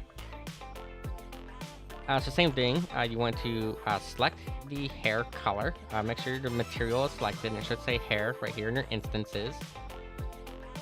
So again, just zoom in down here, drag this over to the side, maybe drag it up here. You're going to copy and paste that node, drag it down right underneath it. Go ahead and add a color, and then go to Mix RGB and put it right there in the middle. And then drag it over here to the color there, so that way both colors are connected to each other. And then we want to add, we'll just click on one of these. We'll just leave it on this hair underscore blonde, for example. And same thing as before, right click on the value, copy as new driver, and they're gonna paste that driver onto the factor value over here. So that way, when we adjust this slider, we are going to be adjusting the color of the hair. And we'll just leave it as 1.0, because again, we're just trying to, figure out what the end result is gonna look like. But now we can come over here and we can play around, and let's say maybe we want to do green hair or something, okay? We can do green hair. It doesn't have to necessarily be blonde. I just like blonde color, so we'll put it as blonde hair because I like it. And we'll have to figure out a blonde that looks good to us. So I don't know, maybe I don't want it to be orange. I don't want it to be orange, but I also don't want it to be like I don't want it to be yellowish either, not too yellow at least. So you might have to, like I say, you might have to play around with these values, but find one that looks kind of good to you. I kind of like this, okay? It's not too blonde, but it's not too like other color either. So I kind of like this color here. So maybe we'll go with this one first. So we're going to add our binds. So this time though, instead of selecting iris, you want to scroll down and make sure that you find hair underscore 01. If you have multiple hair colors, like maybe you have highlights on your avatar's hair, then you want to make sure that you do hair underscore 02 for like a highlight or whatever it is that you have the extra material for. So just make sure you're getting it as the exact material, and that way you're not applying it to the wrong material. So I'm going to do the same thing, find here hair underscore 01, because I only have the one hair texture. I don't have multiple hair textures. On this model, at least I don't. Sometimes I will do an extra, like, I'll do like a streak or something, some extra colors here and there. But just for like my personal model, I like to keep it simple in my personal model by making it just one single color. And sometimes I'll do like a gradient texture, but I haven't really done gradient hair in quite a while because it's annoying to get the gradient to line up properly in Void. Because in Void, Void stretches the texture. So if you have like a gradient value that brings the gradient down to, like, I don't know, about right here on this particular strand of hair, that won't line up in the same exact spot with all the other ones. So doing gradient hair in Void is super annoying, and you sometimes end up with like 5 or so different versions of the same texture. So I find it easier to, if anything, do a single streak or a highlight here and there, but not doing gradient hair just because it's a pain in the ass to get looking perfect. But that's why, I don't know, doing these color changing stuff to me is a lot funner than trying to do like the gradients, because not very many people have done these color changing blend shapes, because again, people don't think they exist. They kept telling me for a long time, again, oh, you need Unity to do this, and I have learned, like I said, that you don't need Unity to do any of that stuff. It can all be done directly in Blender and cut out Unity altogether. So we have here, have values of 1, 0.95, and 0.4. So those are the values we're going to want to put right here. So make sure we do 1, and also do 1 for the alpha. I wish you could name these values. Unfortunately, you cannot name them. So just got to remember RGB and then alpha. 0.95 for the green, so let's paste that in the green, and then 0.4 for the blue, and let's paste that into blue. And let's make sure you do the same thing down here. Again, just 1, 1, and then it's 0.95. So that hair color is now bound. Make sure we label it properly up here. This one's going to be hair underscore blonde. Pretty simple there. Next one, you want to add your material binds again, and we're going to stop at just the 3 colors for both, or 4 colors total for both hair and eyes, so that way we can move on to building other stuff for the stream. That way we're not spending all of our time just working on the one model, but again, I just like having it set up this way. Oh, another thing too I want to do is a sclera. I like to make the scleras have a toggle to go to black, so that way if you want to have like an evil like look to it, you could have like black scleras as well. And we can even technically add a glow texture, a glow effect to the eyes as a separate toggle as well. So we might even add those too. But I don't want to spend too much time on the one model when we have all kinds of other stuff that we can be working on as well. So again, make sure we have hair 1 selected. It's important that it's hair 1 and not any of these other textures, so that way we don't screw up what texture we are working on. And make sure that you're doing both shade color and regular color, because otherwise you will get weird artifacting when you transfer it over into VRM posing and whatever else. And also make sure again that you have all 4 values on each. Technically only underscore color needs 4 values, and shade color only needs 3 values, but I like to just keep consistency and have all 4 values on both, just out of like being consistent, you know. But technically shade color only needs the first 3, it doesn't need all 4. Okay, so this next one we said was what? Hair underscore brunette. I mean, I guess we want to do brunette hair.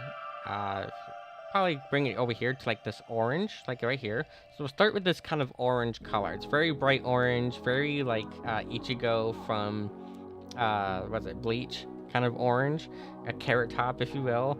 But the way you get brown hair is you take orange and then you drag the brightness down, and you might have to play around with it, but brown hair is essentially just dark orange. So you just want to find kind of like whatever values work. But yeah, brown hair is essentially just dark orange. And see, this is what I was talking about back here with the shading. This is what happens if you don't adjust the shade color. So you see this little thing here going on in Blender. We can actually fix that here in Blender pretty easily. All you got to do is just do another mix RGB node down here. So you just come bring like this, I don't know, bring it right back here or something, and add another mix RGB node down here.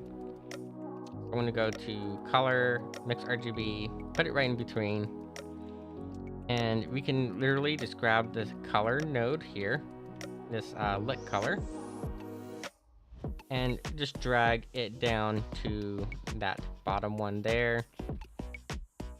And then you would do the same thing. You would just copy the driver and then just paste it right here.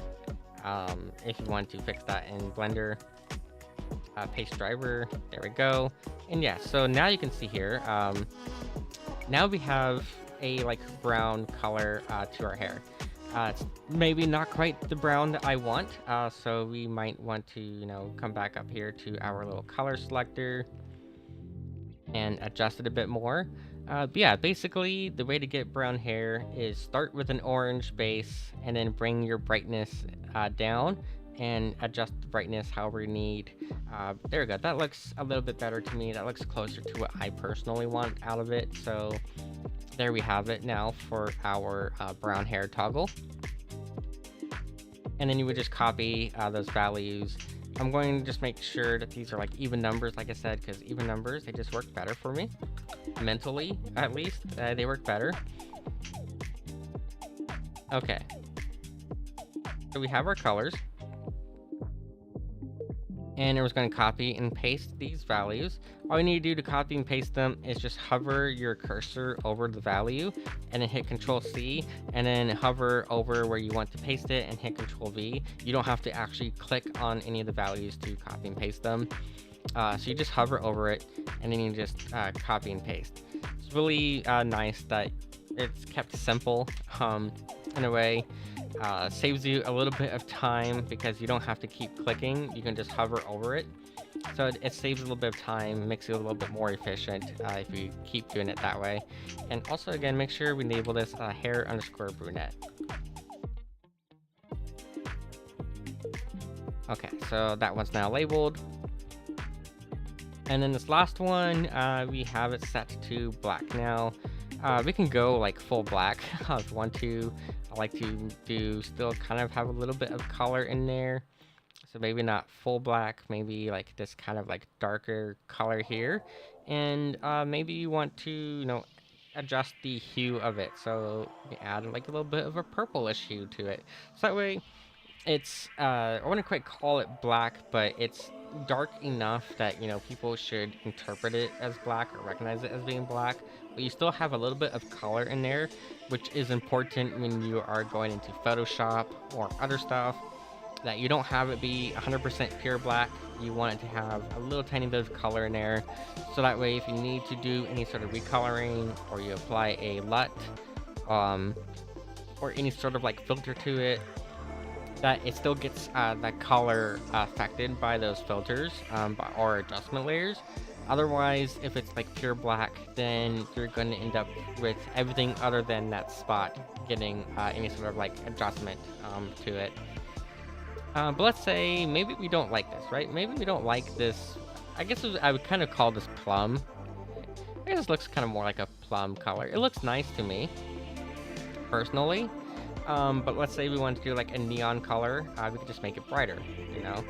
Let's see here. Let's keep in mind, where is our UV at? So we are at a value of, oh, that's kind of interesting that the blue and the value end up being the same number.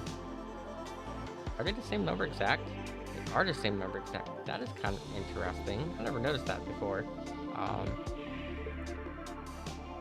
But yeah, let's say we don't like this. Maybe we just want to do an extra value. We can add a whole extra value to it. But I kind of like this color personally. I think it looks nice. So I'm gonna keep this one, and then we could just add like a fourth one or whatever. But again, all you need to do to add these color sliders, you just add it as a blend shape proxy in addition to a blend shape down here.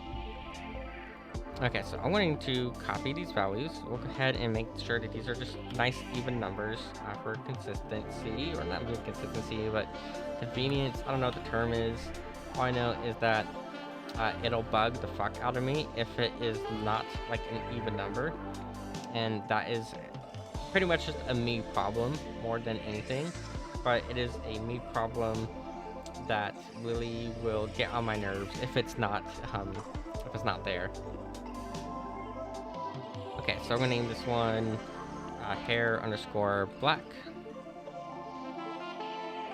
Okay, so it's named hair underscore black now. And you're just gonna add your two values. So we'll make sure we're on the hair. And same thing here, go to our hair value. And we're gonna add color, and then we're gonna add shade color.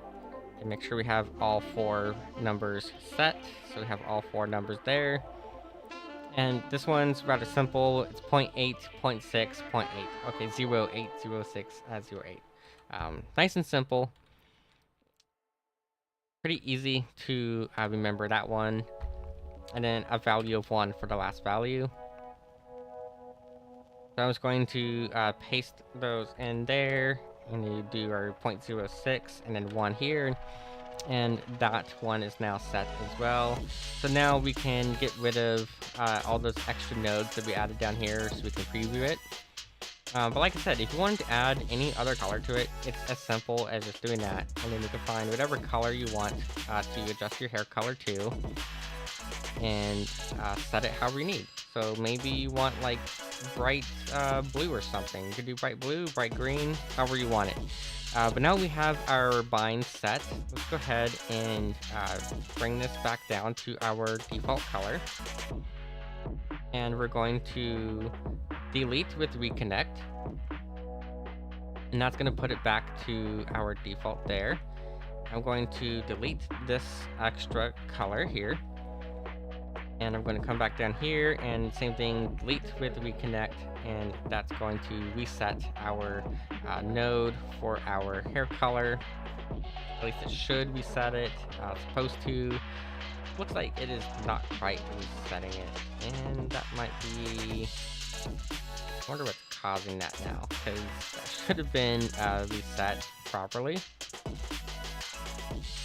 Oh, it's because here we didn't set this back to. Yeah, we didn't set this back to the way it's supposed to be. So let's make sure it is all set back to 0.1 or 1.0 for everything, and that's now back to our default hair color.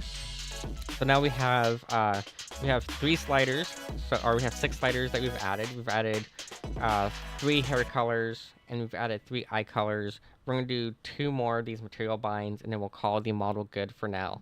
So the next 2 we're gonna add real quick. Very simple. We'll add sclera, and we'll add a glow effect to the eyes. So first one here, just label it sclera. And you don't technically need to add a blend shape to this one. I'm still gonna add a blend shape anyways, just because I like to have a slider. So here's the thing: if you do it only as a blend shape proxy, then you will end up without a slider to adjust it. You'll end up with just only a toggle button. So when you add it as an extra, a whole extra blend shape, then you'll end up with the actual like slider value. Okay, so we're gonna label this one sclera underscore black. And again, it's important to remember to make sure that these are actually matching as well. So you want those to match. Same thing, you're just gonna add those 2 values again, and then we'll add one last one here, and it's gonna be eye underscore glow. So we can add a glowing effect to our eyes. Now the glowing one is a lot easier to do. We're gonna go eyes underscore glow. And for that one, you'll see down here, there is a value called emissive value. So it's going to be somewhere down here. Just make sure you can find it. So it's right here under emission. So you have this emissive factor, and that's what we're going to be adjusting here, is the emissive factor. So I'm just going to bring it up here to the side, back here, and just copy and paste that node like we did before. So it's going to bring it down here. And same thing, just go ahead and add a mix RGB node. So go to color, go to mix RGB, put it in between, and then grab this second color and attach it to the second color right here, the second input. Then you can copy your driver and add your driver into here, and bring the eye glow all the way up to 100. And then you can set this to 100. You might not see it here in this view, but if you switch over to rendered view, and maybe you want to turn off the light that's up here, because we do have a light on. You can turn off the light, and you might want to also kind of play around up here with how you have stuff rendered. Trying to remember where the particular button for it was, because there is actual like a button up here that adjusts some stuff for your view. And I don't know why it's hidden up there. Anyways, we could do is just come up here to world, the world's shader. And I actually like to drag this down quite a bit. Not to like pure black, but almost. And you might want to turn on bloom. If you don't have bloom on, go ahead and turn bloom on. And let's see here. So if we go back over here now to our object settings, and we have here our emissive color. Now I like to just leave it at white for what we're going to be doing, but you might have other needs for it. So just make sure whatever it's set to is what you want. Okay, and then you can change the color of it. It's actually probably not going to show up here in Blender, but it'll definitely show up in like VRM posing and Naruto and all those other ones that you might be using. So I'm going to just find, I don't know, we'll make it a bright, kind of a pinkish color, maybe not pink. Try to make it like just white. I guess we'll just do pure white for it. So let's make sure all these are at white. Looks good to me. And then when you bring that that down, it'll turn itself off and go to black. So when you don't have the toggle on, there won't be a glow. When you have the toggle on, it should add a little bit of an extra glow to it. That's kind of like the idea, at least behind it. So for that one, you only need one material bind. So you just need a single material bind, and you'll tell it to be your irises. And then, or actually maybe you don't want it to be the irises, right? Maybe you want it to actually be the scleras that are glowing. You can do that kind of thing too, or maybe you make them both glow. That might add to it, actually. That might add a lot to the effect. So we can actually do a second one material bind and set that to be the scleras. Now you do got to make sure that you're finding here, it's going to be eye white for the scleras. It should be eye white at least. So you have eye white and you have eye iris. For that one, all you gotta do is just find down here, it's going to say emission color. So emission color is the value that you want to adjust, and you're going to do that for both scleras and your irises. But it's the only value that needs to actually be edited is the emission color. And since we're just making it pure white, it's very simple. Just make it white, okay? So just going to do a value of 1 for all 4 values there. Call that good.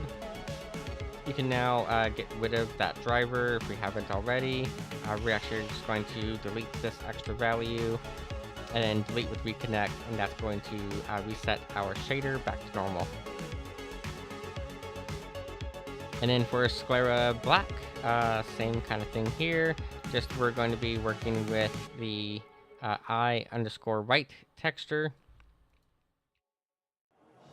And for that one, you're going to adjust the shade color and the regular color both. For this one, technically, we don't need to go and add that whole driver thing. We just kind of drag it down and see what works best for us in terms of just dragging it down. I kind of don't like the idea of making it pure black. So what I kind of like to do is find, I don't know, we'll find here a good kind of color for it maybe is going to be, I guess 3333 works. I think I kind of like to do what, 404040 I think is the color I like on the hex values. And then we'll bring that up here as well and do the same thing for this one. To me, having it be kind of like a dark neutral gray just looks a little bit better than having it be that pure black, like I was saying earlier. You want there to be some color value in it and not just pure black or pure white. That way you can add like a lot to it or any sort of other effect. So that one's going to be really simple. You just add, make sure this is set to I white. And again, I white here. And since these are going to be the same value across the board, it's a lot simpler. It's going to be this number here. Just copy and paste it. You know, maybe you want to make it just like even 0.005. That might be a little bit better in terms of just keeping it simple. So, make sure we don't have shade color twice. You want shade color only once. And just go ahead and copy and paste that 0.05. Again, keep it simple. It doesn't need to be super complicated for the sclera value. And then 1 down here. Okay, and then you can just go ahead and set that back to pure white by just make sure that it is all set to 1.0. And then down here, don't forget to fix it down here at the shade color, because we did actually alter it at both sides. So just make sure that you fix it on both of these if you do it this way. There we go. Our toggles are now added and our model is pretty much done. We did not add any of the collision to the hair yet, and we didn't add any collision to the rings. We didn't add any toggles for the rings either. We can easily do that. We'll go ahead and we'll add a toggle actually to our bandages here real quick. So for our bandages, add a basis shape key, and then add a secondary shape key. Set this to a value of 1. And then hit S and scale. And I'm going to set this to a value of 0. Okay, so make sure it is just set to 0 across the board. And that's going to hide our, it's going to hide those. Actually, for whatever reason, that didn't hide it only when we have our shape key enabled. You want it to only work when the shape key is enabled, so just double check, make sure that that you have your shape key selected. And you might even want to just go into edit mode, maybe. And in edit mode, you can set it to only show, or to show a shape key in edit mode. But again, I was going to Control S or Control A, make sure everything's selected, hit S, and then I like to set these to 0 when I'm toggling them on and off. And then if you can see here, so 0, the bandages are gone. Or actually at 0, the bandages are there, and at 1, the bandages are gone. Now, it does look kind of weird because it just kind of slides them in and out of the body right here, but that's fine. We're gonna do is gonna add a blend shape proxy and just set this to, I don't know, we'll name it bandage toggle. So set it to name bandage toggle. Click on is binary. You want to make sure you click is binary for this one. and then just add a bind up here. Click on mesh, click on bandages, click on bandage toggle, and now it's going to be a binary toggle. So when you click on it, it's only going to have a value of 0 and a value of 1. It's not going to have an in-between value on that when it is toggled on and off. So you won't even notice that weird movement there. And you can technically do the same thing for the rings, except it's going to be a little bit more work for that because we did merge those directly into our bodies. So we're kind of counted as skin right now. So it is a little bit more effort to do that with those. Pretty much the way you would do that would just be to get out of edit mode, click on your body, make sure we have a shape key here for our bases. Type in, let's say ring underscore toggle. I don't think I did an underscore for this other one. That's fine. I'll go ahead and add the underscore in. You don't necessarily need to have the underscore, but it will make it easier for certain tools that you might be using if it is underscored versus not having the underscore, because certain software is just weird. And if you have a space, certain programs might just have a pissy fit. So I find it easier to just make sure that you have an underscore in there than to not have it. Okay, so same thing. Set this value to 1. Tell it to work in edit mode. I'll tab into edit mode. Hold down Alt and hit A to make sure nothing is selected first. Then select a vertex of the ring. Hit Control and L, and it's going to select the entire ring there. Hold down Shift and select a vertex of the other side, and then Control L. And now you can do your scaling, so you can hit S, and again set this to 0 for all of that. Okay, so that's set to 0. You'll see here we end up with this tiny little blob here. That's fine. And just double check it by adjusting this slider here, so you have 0 up to 1. Okay, put this back to 0 now. Get out of our edit mode, and just add up here. Copy and paste the name. Make it simple. Make sure it is set to is binary, and make sure you have the bind properly set there to the body, and then to the ring toggle. And now you have an on-off switch for those rings. And lastly, we'll add a toggle for our piercings back here, because maybe we don't want the piercings, maybe we do want them. So same thing, add the bases first, add a new shape key, set it to 200, click this little box here to put it into edit mode. Go into edit mode by hitting tab, selecting one of the vertices there, make sure you have both sides selected, and then just hit S. Drag it down however you need. I'm just going to, again, just type in 0 for all of it. So it's going to be 0. Double check that it's working by moving the slider here. And it's going to be the same thing here. So now you can go back to object mode. And then make sure that this is labeled properly. Piercing underscore toggle. I think I'm spelling piercing wrong, but I don't know, maybe I am, maybe I'm not. I'm kind of tired, as y'all know, so I'm not paying too much attention to my spelling. I think I might have spelled it wrong.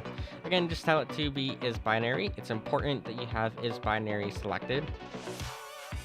And then just select the mesh of the body, piercings actually, and then piercing toggle. And now we have all of our toggles enabled for that.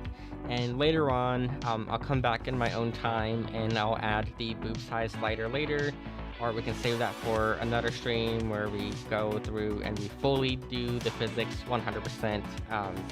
I just don't want to spend too much time on modifying the model to have custom physics for every tiny little possible scenario, because it will take forever and be super repetitive to add all of those physics and to add sliders for the boobs to be bigger or smaller, because there's two different meshes that we'd have to adjust for that. So let's go ahead and hit Control S to save. Make sure you're saving routinely. And now, if you want to, you can even come here, click validate click validate model. It's going to tell me that non-triangle faces are detected in body and will be triangulated automatically. What those are is the rings. We did not triangulate them. You can triangulate them if you want. If you have it selected already, and then you would just go up here, go to face, and go to triangulate faces, and it's going to make them all nice and pretty triangles. It's not really necessary to do, but you can do it if you want. I like to kind of leave my stuff as quads personally, but now if you click validate, it's going to tell you no errors at all. That's what you want, is no errors. And so now we can export our model. So just go over here to export, go to VRM, multiple armatures selected. Oh wait, why is it getting an extra armature there? Hold up, armature. Where is, oh, okay. So if it does tell you that there's multiple armatures selected, that again is because we did import rings that were already rigged. We didn't have to rig them ourselves tonight because these ones were already done ahead of time. Just click on over here on your armature. So just click on that one, and then hold down Control and click on the main one. Hit Control J, and it should add them together. Make sure though, if it does weird stuff like that, you might have to make some adjustment here. So what I might do is I'm going to actually go into edit mode here. And what I want to do is with these selected, why is it bringing those out like there? There we go. With our armature selected here. Oh, actually, we have it in pose mode, don't we? We edited it in pose mode. Duh. But just select this root bone here. This is the root bone that these are all paired to. And you can come down here to parent under relationships. Should be, where is it at? Yeah, I think it's only going to be parentable under this view here. And I don't think you can do it in pose mode, but you want to make sure that you have the correct bone selected. So this is currently labeled as the hip bone. It's clearly not the hips, so I'm going to label it to rings underscore root. And actually, we can technically actually delete that bone altogether. We actually don't need that bone because we can just pair these directly to the upper chest. So maybe we'll do that.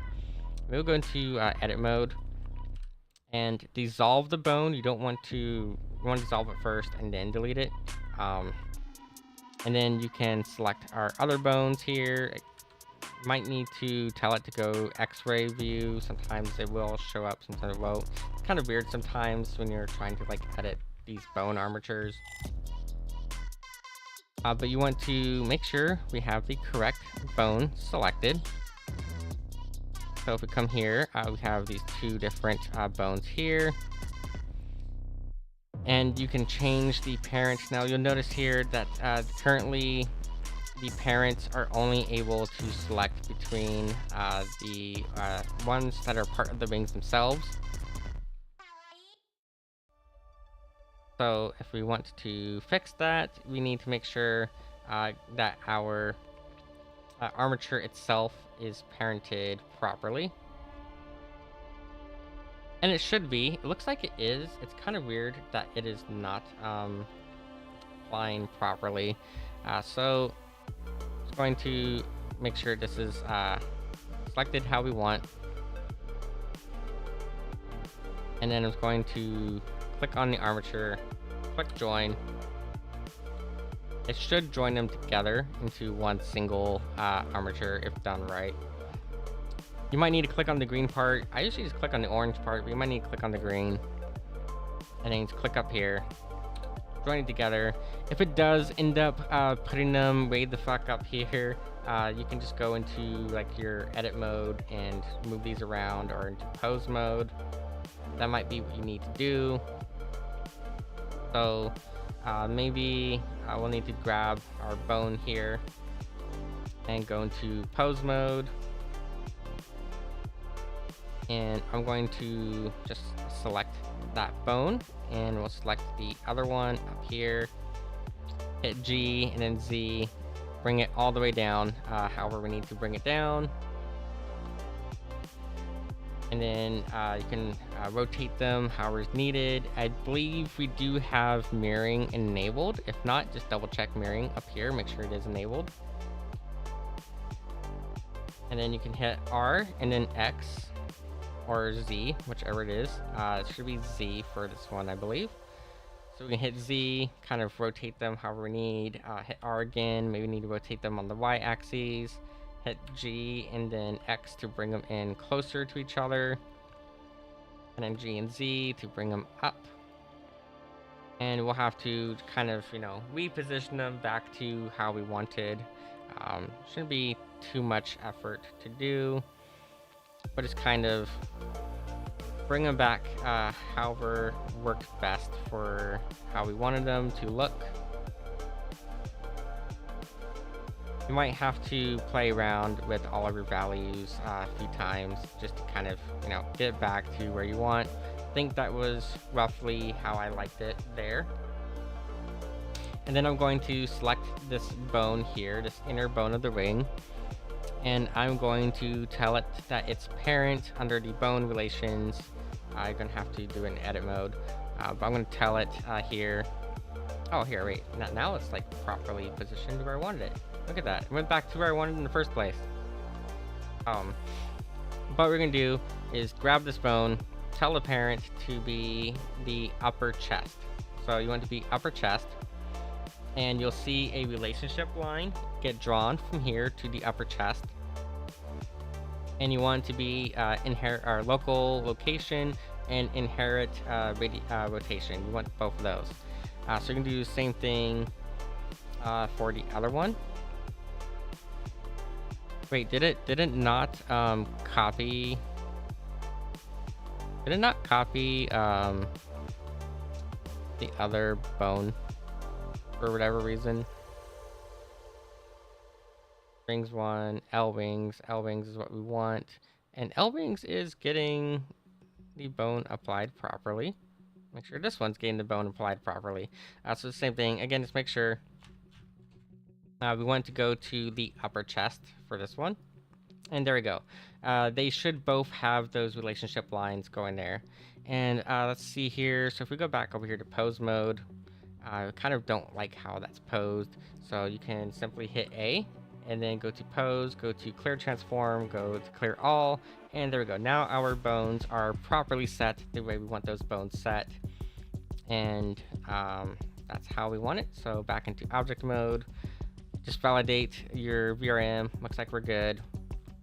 Hit Control S now.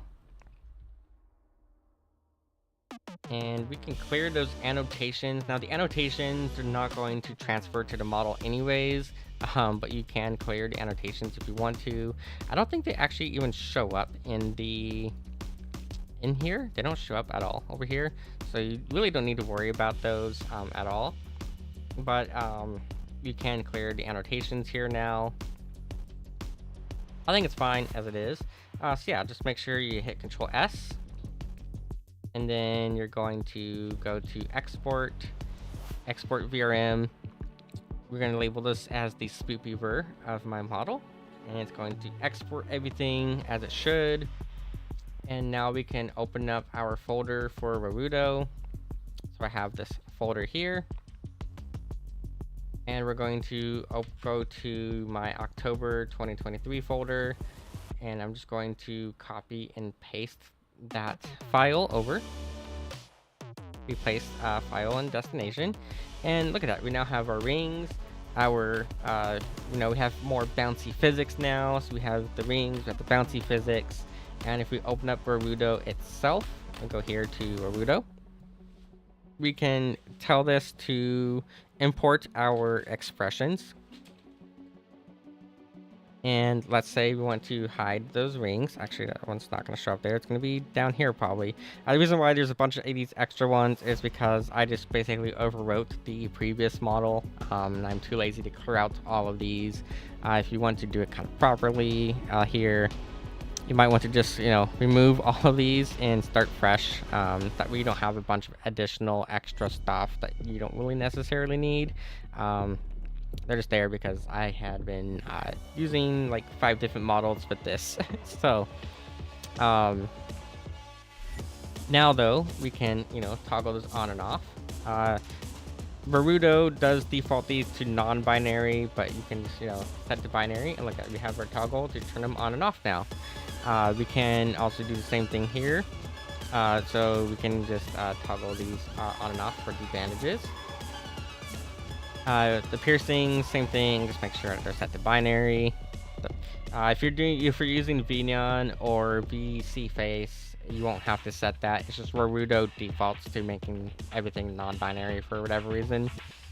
But yeah, now we can adjust our toggles. This one probably doesn't work as well as I was hoping it would work. But that's fine. I'll come back to that one later. But we can now turn on all of our toggles that we just made for the model. As you can see there, we got our our hair color set now, so we can change our hair color at will. And you might need to adjust some of your settings in Naruto depending on what you are doing. But yeah, we can now have whatever combination we want, and it's all good now. Maybe we want these to be black. Okay, having the violet eyes, the black sclera, probably not the best. Doesn't really look as good as I was hoping, but we can change it to any other color we want. But yeah, there we go. Now we have all of our toggles working. We have our physics working. If we turned on the hand tracking, which is currently turned off, we'd be able to verify the colliders are working. But there we go. We now have our toggles and our new outfit, and all that is working nice and dandy. Maybe you don't want blonde hair. Maybe you want one of the other hair colors, or maybe you want to have different eye color or something. Actually, the amber eyes would probably look really nice with the scleras being set to black. So I'm going to try that now. Set scleras to black. There we go. That looks nice. And then set our hair to... we can set the hair to the black hair for this right now. And that looks a lot more spoopy. That looks a lot more fitting for our Halloween theme that we have going on. And we have actual jigglies now, and all is good. Now we can move on to making other stuff for the day.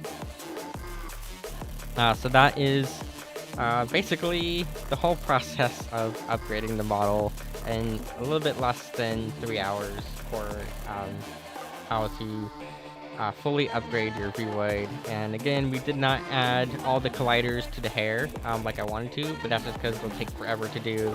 And we didn't add some of the other toggles that I like to add, because again, it'll take forever to add all those additional toggles. If you want to try adding all of them, it really will take forever to add all of those. And then yeah, we have bandage toggle and other toggles that we can play around with. Maybe the rings take up too much space on the screen, so maybe you can toggle those off so that way they're not taking up as much space, or we just add them back on.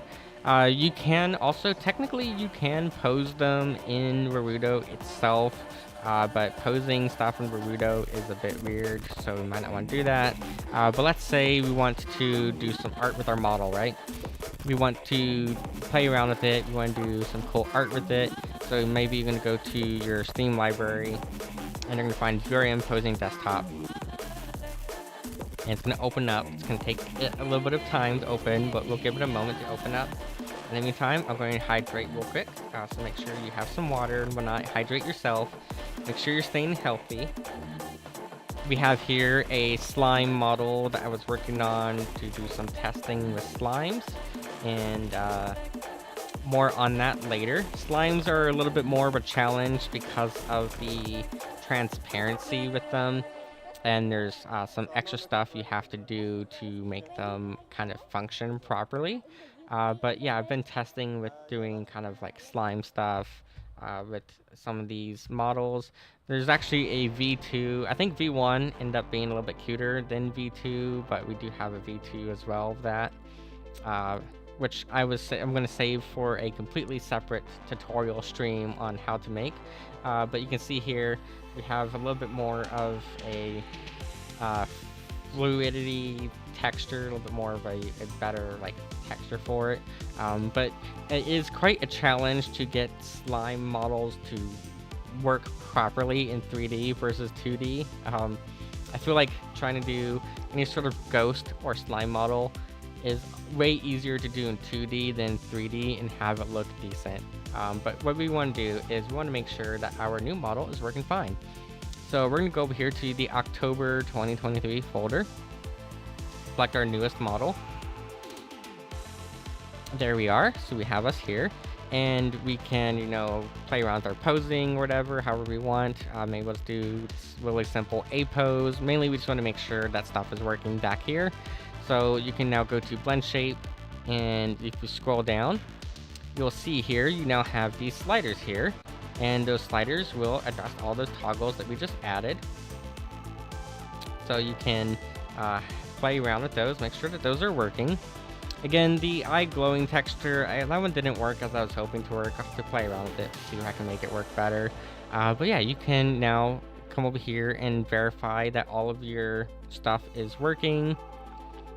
So we now have all of these nifty sliders here to make sure that everything worked as we wanted. And you can play around with it.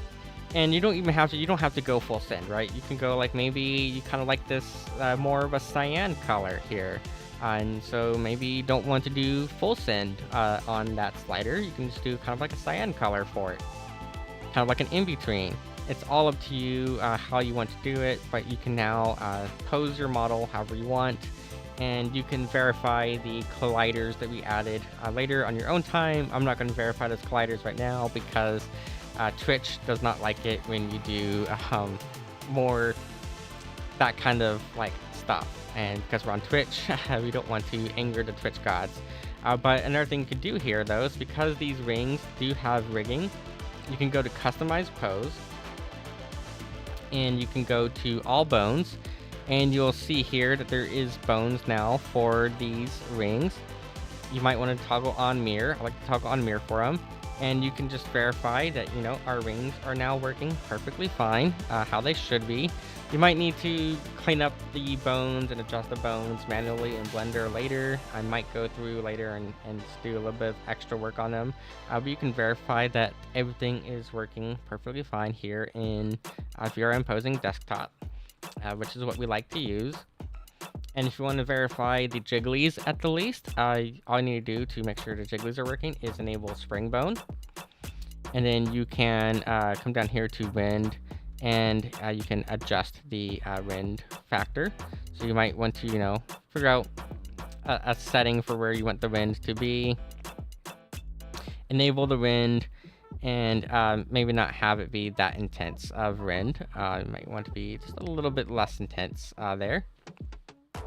I'll bring the wind quite down, but you can verify there that the jigglies are affected by the wind, or reset the you can reset the spring bones, just turn spring bones on, and you can even just simply grab like your spine and move your spine up and down, and you'll see that we have quite the jiggly physics like you would see in like Dead or Alive or some sort of other, you know, game of that nature. So there we go.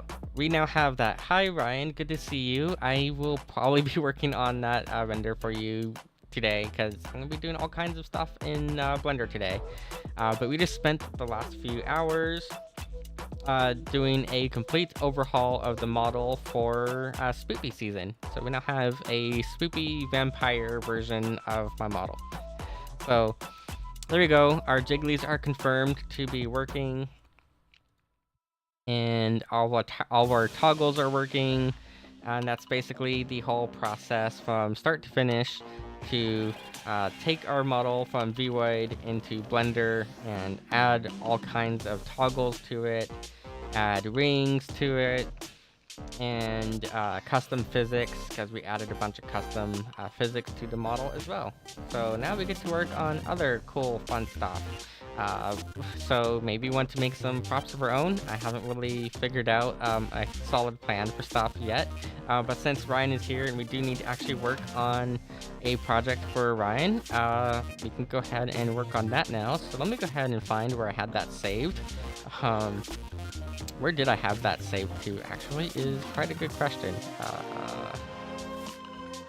Was it under my props folder? Fuck, it's not under my props folder. Fuck, where did I save that to? Shit. VTuber stuff. It's probably under VTuber stuff, and I probably have a folder down here somewhere. Assets, no.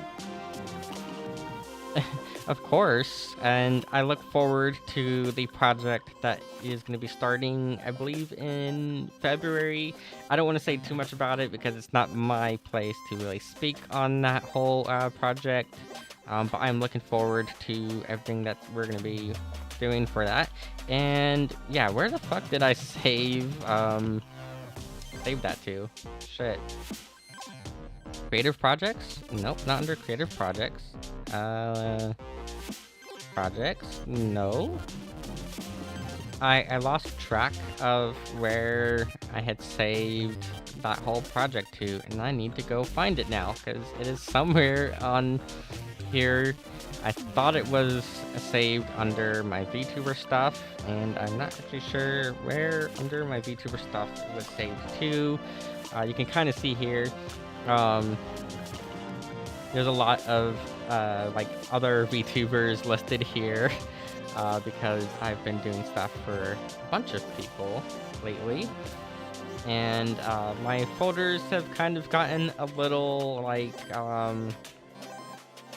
complicated. I would say my folders went from being very organized to very disorganized and all over the place because of how much stuff I've been doing for everyone. And I've been very, very slowly working through it all. So, yeah, shit. Where did I save that project to? I don't know where I saved it to. Damn. I'm gonna have to find it real quick. I'm gonna just look in Finder here and see in Finder where we had saved it to. I wonder if I saved it under my desktop folder, which is quite possible to have done. It's probably under my desktop folder, and yeah. But normally I would have a folder here named for the person that I am. And you know what? It probably is, and that's the worst part. It probably is named something as generic as that. And that's probably why I'm not seeing it here. Because I have gotten quite lazy with my naming of stuff as well lately. I work on too much. I give myself too much stuff to work on all the time. I need to fix this whole folder here too. My actual, like, personal folder is all over the place now. I have, like, a props folder in here. I have concept art folder. I have, like, so many different folders in here that probably can be condensed down into one single, like, proper folder. They don't need to be all over the place like they currently are, and I really need to clean up my folders at some point. It just is effort to clean up your folders, you know? It's a lot of effort to clean it up. Oh, here we go. Textures, beach, Xmas. Nope, those are other things. Watch it be under the concept art folder, maybe. It's just, it becomes so much effort to clean up your folders, you know, because you start working on folder, or you start working on stuff, and in the moment you're like, right click new folder, and then you name it some generic ass thing because you're just doing it in the moment, and then you throw stuff into that folder, and then you never rename it. Like, look here, exactly a good example of that right here. New folder. I don't even know what's in this. It just says new folder, and then I click in it, and it's like other characters. One of these isn't even my character. This is someone else's character. This one's mine, but this one is someone else's character. And it's because in the moment, I just was like, new folder, call it good, throw shit into it, and then never touch that folder again. And then you end up with a bunch of random named folders that you don't know what's in them anymore because they are just all over the place. So, yeah. Okay, but see here, under my desktop, where did I have it saved to? I'm just gonna type in .blend on my desktop folder, and I'll give it a moment to populate all of the .blend files on my desktop itself, because there is a good chance it literally is just on my desktop somewhere and has some sort of generic name. So I'll find it real quick, and then I will get to work on that, because that does need to be done. I know I've taken forever to do it. I've just been so busy with working on personal projects and trying to catch up with everyone else's projects that everyone keeps asking me to do. Soon, not yet, but soon. Oh, here it is. I literally named it as avd intro.blend. That's what I named it as. I think though I was using a different version of Blender for it is the problem. So let me go ahead and open that up. Okay, I'm pretty sure this is opening in a different version of Blender. I need to verify what version of Blender this is. And so it's under help, and then fuck, I don't know which version it is under. I don't know, preferences maybe?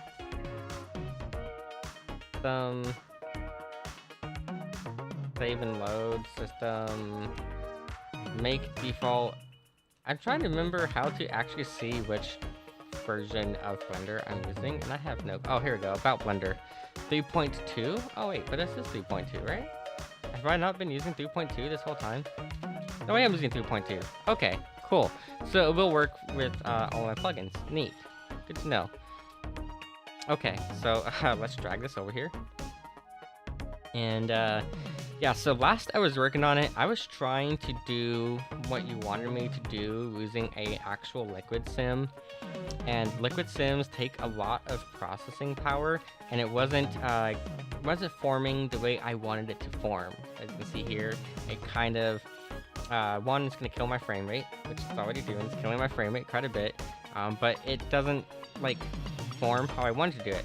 So I actually learned recently, a different way of doing the exact same thing, doing it better. So I'm going to delete our liquid sim completely, and we're going to delete this sphere. And I believe there was an extra box around here somewhere. There's an extra box. I don't know where that extra box is, but there is an extra box somewhere around here that was acting as like a container for all that. But I learned of a much more effective way of doing it. There's actually two ways I learned of how to do it better. Are all my textures gonna be like screwed?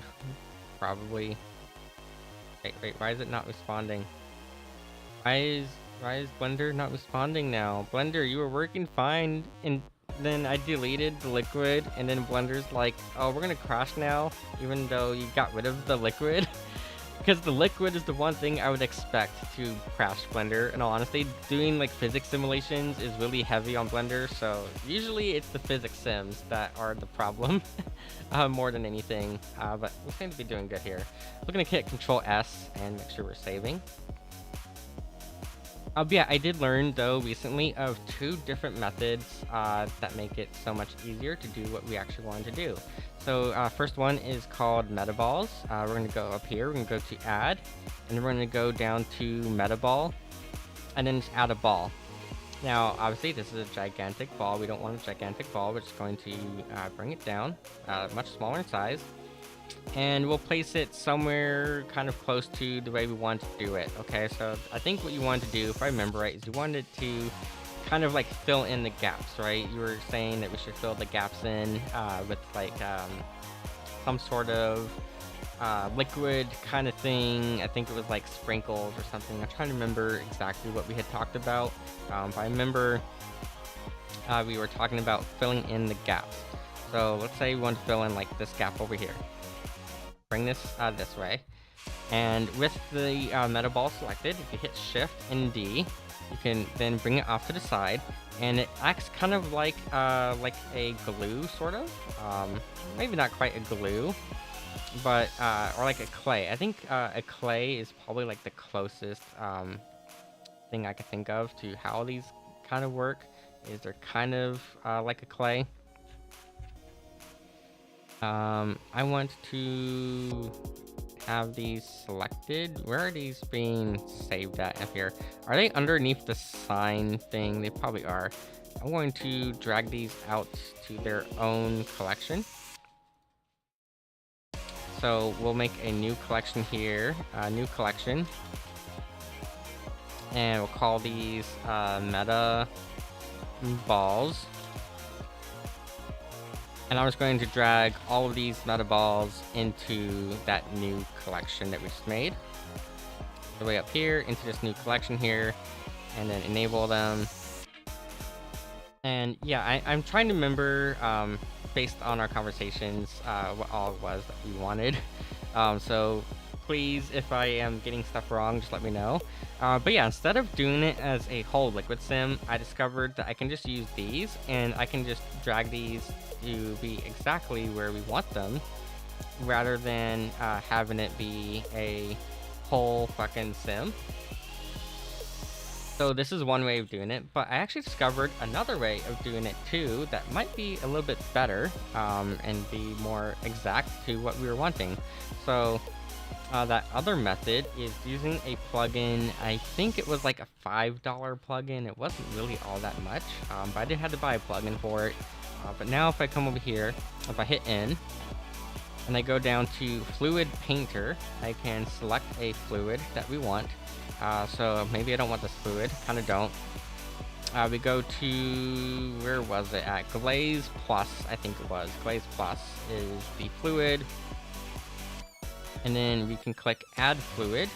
Wait, select one or more objects before adding the fluid. Okay, select one or more objects. Okay, we'll select some objects here. Let's go ahead and select all of these. We'll select these ones here for now. We're going to add fluid now, and now we can simply paint on here with this little marker the fluid that we want. Clearly we don't want it back there, so you might need to, you know, use your selection tool and grab some of these points, and you can just modify these points however you need fit. So maybe you need to bring it over here. Nice thing about this is it uses curves, and curves are really easy to work with. So all you gotta do for curves is basically just, you know, grab the points that you need, move them to wherever you want to go.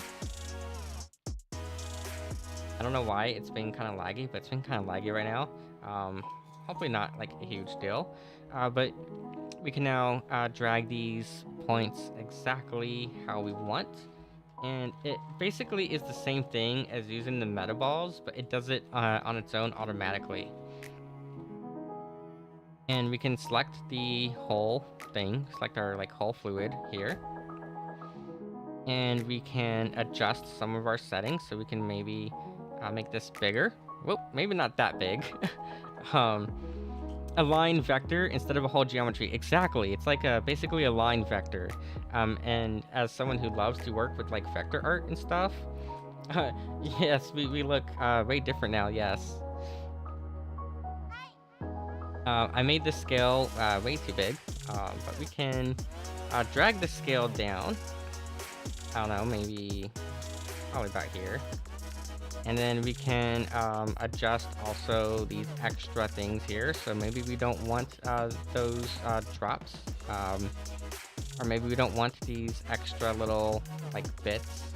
So we can make them smaller, make them bigger, however we need. We can add more randomness to them. Make them inside or outside, however is needed. So yeah, just I want to make sure you know that I'm getting it to where you wanted it to be for it. And yeah, so this plugin here, I think it's basically the same thing as this, just instead of sculpting with clay, you're sculpting with a vector instead of clay. Um, Obviously, it's a lot less impactful than trying to do a whole physics simulation, and while it won't fill the entire volume. It doesn't need to. It just needs to fill in what we wanted. So I am liking this plugin because it lets me do all kinds of cool stuff with it. Very neat stuff with it. And yeah, we can keep drawing more. So if I want to, like, say, go back here to our pen tool, I can come up here, make sure it's set to surface, and then we can draw down here and kind of fill in our gaps like so. And then same thing down here, so make sure we're filling in the gaps that we need filled in. And we can fine tune these vectors later and adjust the vectors however needed. But yeah, I figured this method is probably the best method to achieve what it is that we were hoping to achieve, or that you were wanting. And if you don't want it to be sprinkles, let me know and I can change it to something other than sprinkles. I think that was what we had discussed, if I remember right. Yeah, I'm just now going to spend probably the next few minutes here just kind of painting in underneath these little gaps and trying to fill them in. So that way it all is filled in properly. Now it is going to keep lagging for whatever reason. I don't know why it's still lagging. It shouldn't be lagging. I did get rid of the... We got rid of the liquid sim. I'm pretty sure all of that is gone now. We are using... How many for these? We have plenty of RAM free. I don't know what the problem is. We have plenty of free RAM available. Actually, no, we don't. We're at like 80% RAM usage. I'm at 80% RAM usage. It's probably Google Chrome being open in the background. Google Chrome eats all of my memory. Yes, let's close out Google Chrome. Google Chrome is closed out. That should free up like, I don't know, like 20 gigs of RAM probably just by closing out Google Chrome. So like annoying that even in like 2023, Chromium still just absolutely eats through your computer's resources for whatever reason. Oh, that ended up drawing way the fuck back there.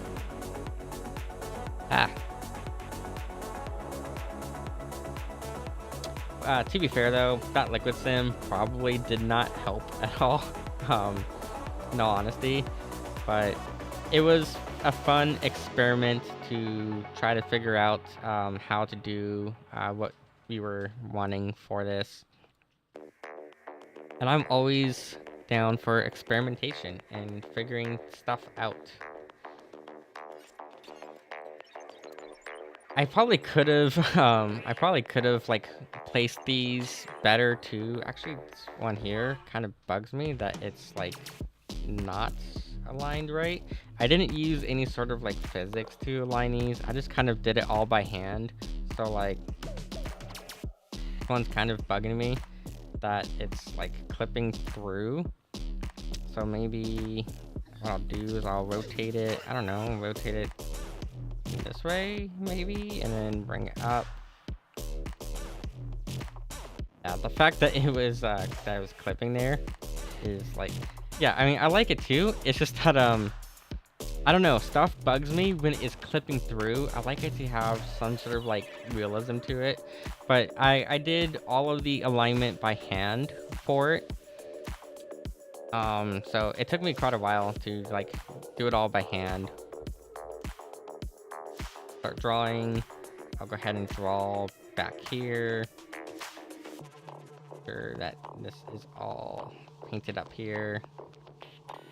And that connects there. It would probably work best if I switched over to this view, but I do like being able to see colors.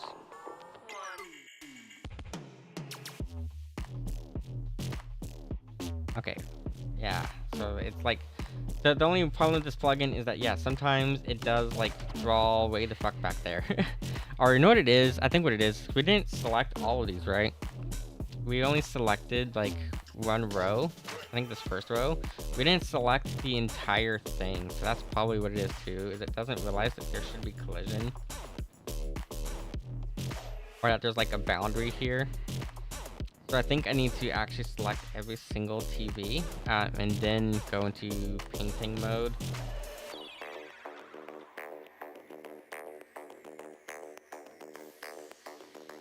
And let's see here. If all these screen materials are black with silver highlights, that would be pretty easy to do. I think I set most of them to be green screens right now, because I think part of the plan was for them to be usable. If I remember right, we wanted to have the ability to like put videos on them.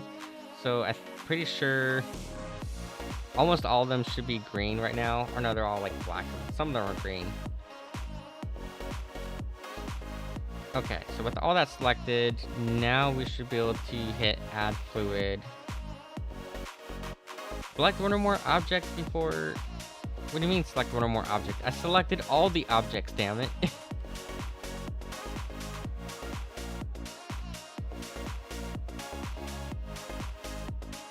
Yeah, I selected all the fucking objects. Okay, actually, you know what though? Speaking of objects here, this here is probably taking up a lot of like resources because I think this has like automatic keyframes on it. Yeah, that's right, it does. Because I had the light here turning on and off. This light lights up on its own. We can actually... Where is... Oh, you know what? Maybe it could be. Yeah, I'm not really sure. I'm going to actually delete this whole collection here and delete the whole hierarchy there. Under signage, there's a cube. Oh, and where's the extra text coming from? Going to get rid of the extra text here. Get this extra text there.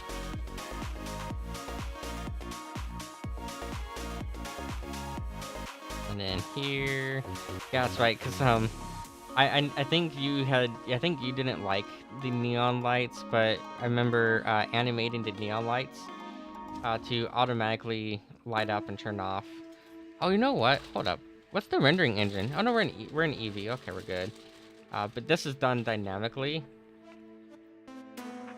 for that, so there's no like keyframes at all. It just automatically adjusts the values based on a script, a Python script for these.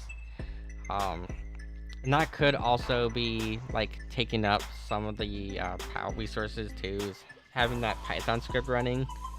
Could probably also be like an issue, maybe. I don't know.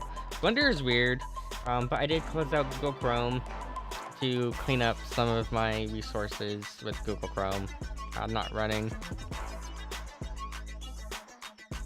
Yeah, and while we're at it, let's turn off Bloom. Turn Bloom off.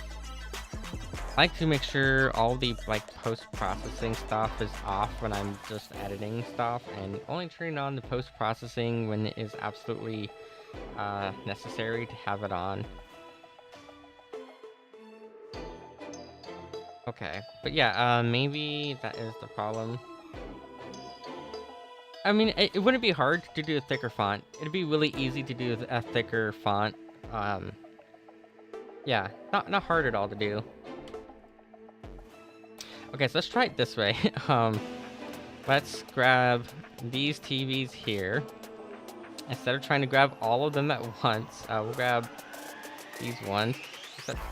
Why does it keep doing that? I keep selecting all of them, and I don't want to select all of them. I only want to select, like, these ones here. Right, these are the only ones I want to select, and this one. I want that one selected. Okay, those are the ones that we already painted on. I don't want to grab those ones actually.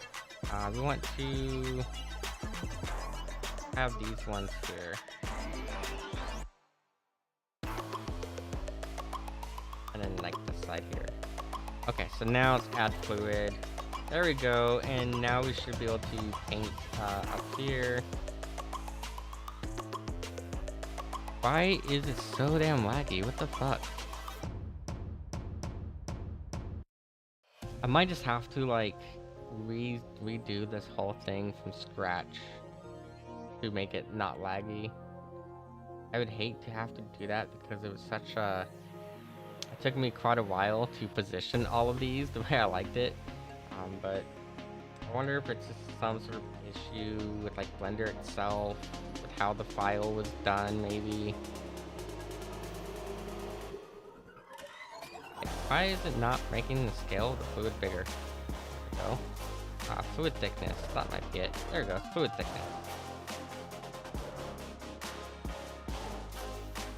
But yeah, I think this is probably the best way of doing this. I'm just going to, you know, paint in, fill in everything by hand. Yeah, I actually probably could.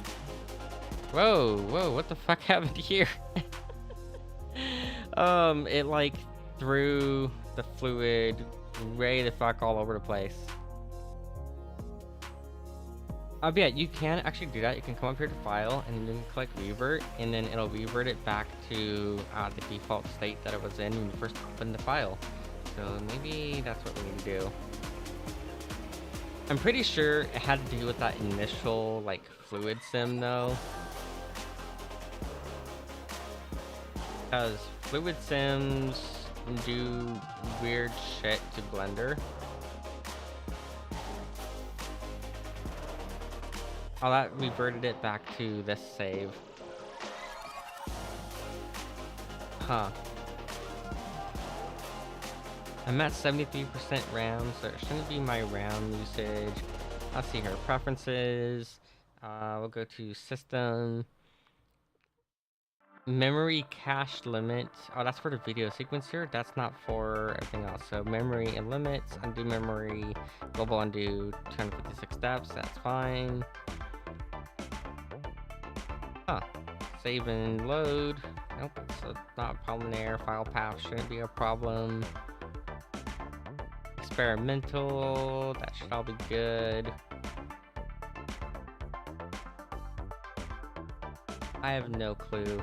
I think it's just like the way that I had done this file initially. Possibly, I don't know. For now, let's try this. Let's delete the sign here. We'll delete these meta balls. We'll delete all these extra objects there that we don't need. And we'll see if that helps. That might help a little bit. By deleting all that extra stuff, that might help. In fact, I think... Nope, it's still a bit laggy. Huh.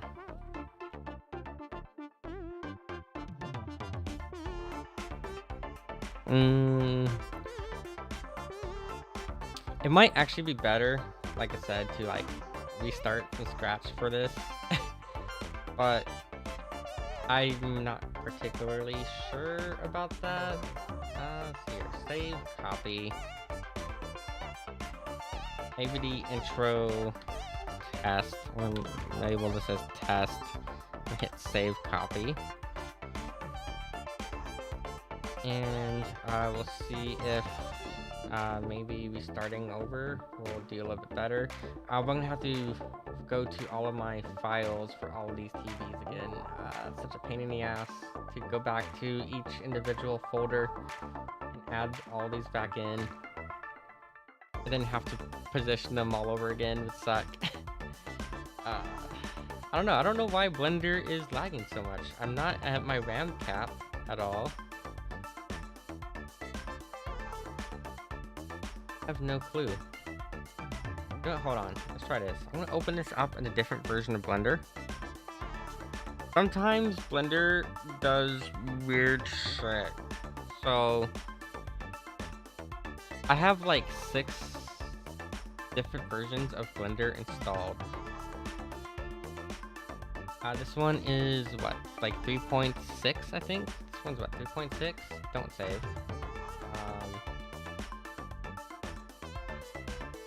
Yeah, I have like 6 different CPU spec. It shouldn't be an issue since I'm on a 7950X, so I don't think that would be an issue, but I guess it could be.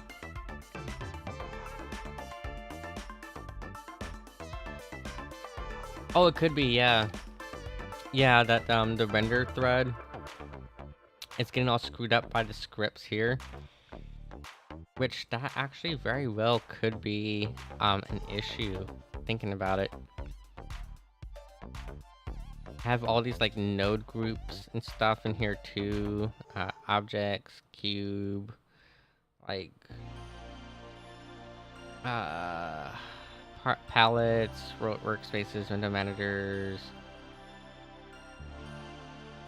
Yeah, I mean it could be that too, yeah, maybe. I see here. Should be showing all my scripts in here. Why is it not showing the scripts? Huh. Anyways, layout.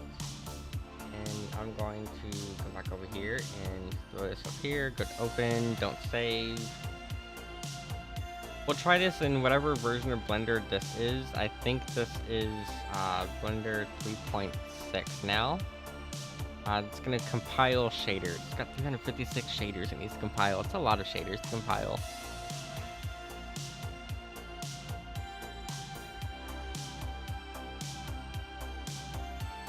Okay, object mode. Yeah, let's just double check what version of Blender we're in now. 3.5.1. We'll see if it performs any better in 3.5.1. Because sometimes Blender is weird like that, where like certain things just perform better in different versions of Blender. And I don't know why, I don't understand it. Another thing too that could be an issue is when I first built this, I did not know that there was a difference between instancing and duplication. So if you were to like select an object, and if you do Shift D, that creates a duplicate of the object. But that is different than if you select the object and you hold down Alt and then hit D. That creates an instance of the object. Now, the difference between the two of them is that a duplicate is a completely new object, whereas an instance uses the data of the original object. So, if I were like, come here, oh, it's gonna link it all to all of them. Yeah, it's gonna have them all linked there. But yeah, these technically, even though they're both duplicates, one is a true, like 100% duplicate, and the other one is not. The other one is just an instance of the model. It's not a proper duplicate of it. It's really weird how that works, and that could also be part of the problem too. I didn't know about instancing until like just recently. So that could be part of it too, maybe. Is that, yeah, I didn't know like instancing was a thing until I was trying to learn how to do object scattering. And when you're trying to do like a scatter of an object, Blender will usually tell you that you need an instance, not a object itself. And so I had to like go on like YouTube and look up what was the difference between instancing and how do you instance. And yeah, so if you just simply, like say, if you simply hold down Shift and hit D, it makes a duplicate, whereas holding down Alt and then hitting D makes an instance of it, where it says linked instead of, it says duplicate linked, but it's different than making a actual proper duplicate of it. I don't know, it's one of those like weird little things in Blender. Okay, but I'm going to start off by deleting all the extra stuff that could possibly be bogging down our scene. So it's going to delete all the extras here real quick. But yeah, that could be part of it too. It's just that It could be simply that hierarchy there. That all these are duplicates and they're not instances, which could also be maybe a thing. Yeah, if it's repeated items with the same properties, which these all are repeated items of the same properties, so instancing is technically more effective or more efficient to have done. It's just when I first made this, I didn't know what instancing was. So, that's probably part of the problem. Is that I just didn't know what instancing was at the time of making this file. And there's a lot of texture materials as a result. As a result, there's like a ton of duplicated textures and stuff. So it might actually be better for me to just take some time and start all over again. If I'm gonna do that though, I think I will do it later. You do need it as duplicates because if you change the texture on one, oh yeah, that is true. Yeah, if it is repeated instances, it will change the texture on all of them.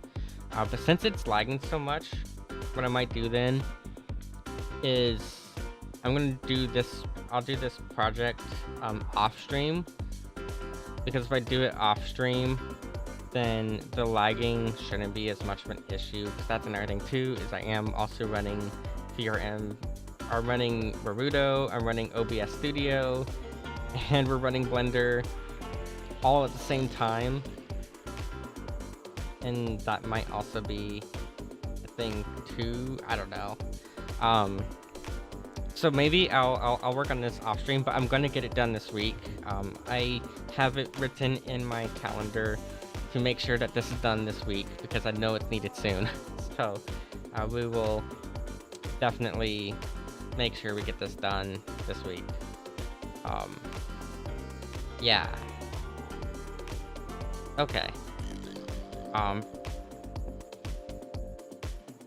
Yeah, I'm gonna have to re-optimize stuff. Wait, we can also come here to clean up, right? We can go clean up and then go to recursive unused data blocks, purging 333 unused data blocks. Boom, there we go. Maybe that was what we need to do too. Just clean up all of the unnecessary like data blocks too. I totally forgot that there was actually this whole like cleaning button here. Nope, it is still all laggy, but yeah, we'll see. We'll see if cleaning those up helps later. Well, now I can move the camera around at least. We can move the camera around just fine. Maybe that's all we need to do. Nope, it's still all like stuttery.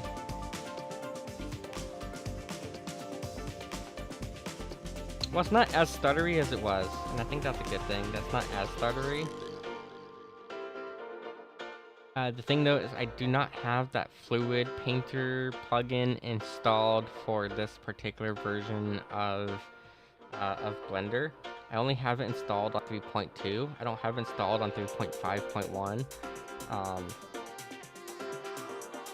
think I can install it real quick. If I go to, was it Edit, Preferences, I should be able to find it in my downloads folder. I think it's in my downloads folder. I'm gonna drag this off to the side real quick. In case there's any like incriminating files or anything, I'm just gonna drag it off to the side.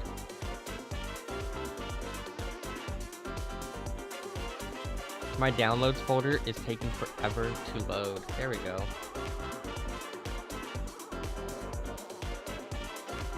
Here it is. Fluid Painter add-on. Go ahead and enable that. I don't remember if I needed to install anything else, any dependencies. It should be fine. Cool. There we go. And it already has what I wanted set. Nice. Okay. We'll go into this view here.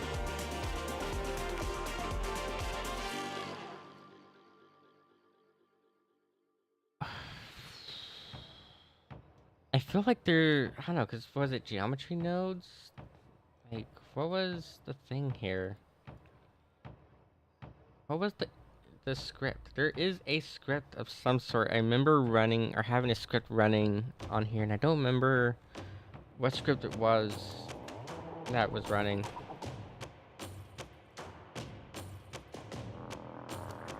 Okay, anyways, we can now just select everything, deselect, no, said, deselect that, get rid of the selection on here. We don't need that one.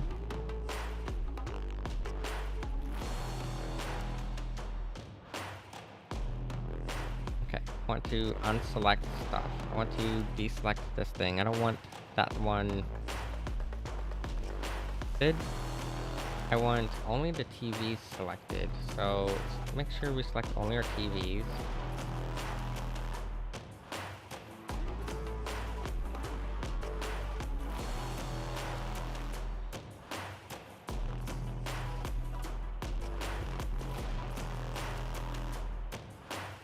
Okay, that should be all the TVs selected now. That looks like it's all of them. I think that's all the TVs. Oh wait, we missed one. We missed one right there. There we go. Now that's all of them. And now let's go ahead and click add fluid. And now we should be able to draw in between all of these. Where did it add the fluid to? It added it like way the fuck over here. Why is it adding all the way over there? It might be easier just to do meta balls at this point. Fuck. I was hoping to use this plugin because the plugin, my limited time playing around with it, is a really cool plugin. But at this point, I'm thinking it's probably easier just to use meta balls. Those at least I know work pretty well. You just have to make a lot of them, but I know that at least the meta balls will work for what we want to do. And they're basically the same thing. They're just not as a fancy, you know, they're not a fancy curvature you can move around. But I don't know, they should work just as well.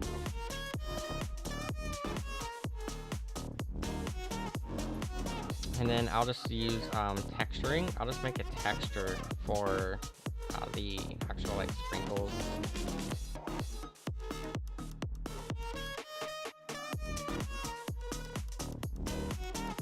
Yeah, here we go. Meta balls work fine.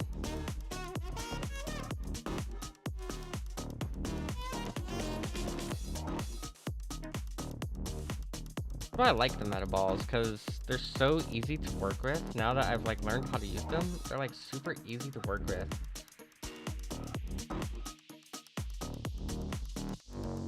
And this probably isn't like the actual like intended use of them, but they're so effective at doing these kind of things. The only problem is that they do actually add like a whole lot of geometry to them, to the mesh. You can't really see it right now, but like meta balls do add like a ton of geometry to a mesh, which is kind of a little bit of annoying. Like if I were to come up here and I go to object and then I go to convert and then mesh and turn it into a mesh here and then tell it to shade flat, you can see here that like they add a ton of geometry to what it is you're doing with them. So you do have to like retopologize them and clean them up using like a remesh modifier. We come over here to like a modifier and then go to like where is it at? There's a remeshing modifier here somewhere. I'm trying to see where it's at. Remesh. And then you would like have to choose like whatever setting you want to remesh them, because otherwise they do add like a ton of extra polygons to the scene that you might not want.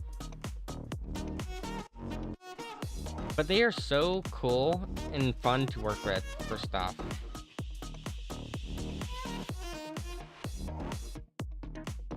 Let's put these back to metaball mode. There we go.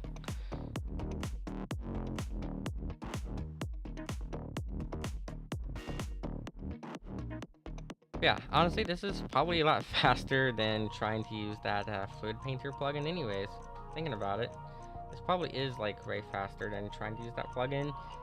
Even though the plugin is really fancy and cool, um, this might actually just be a better way of doing this overall.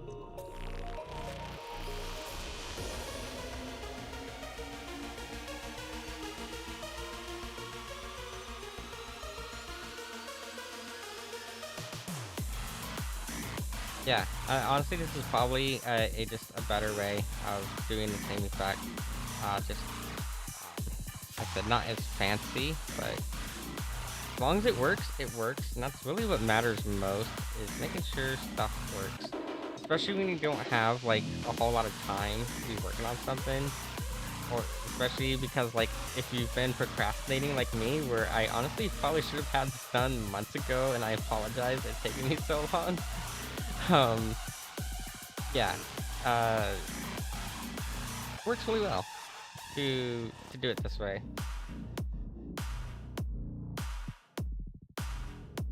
Just trying to make sure I select the proper stuff to select here.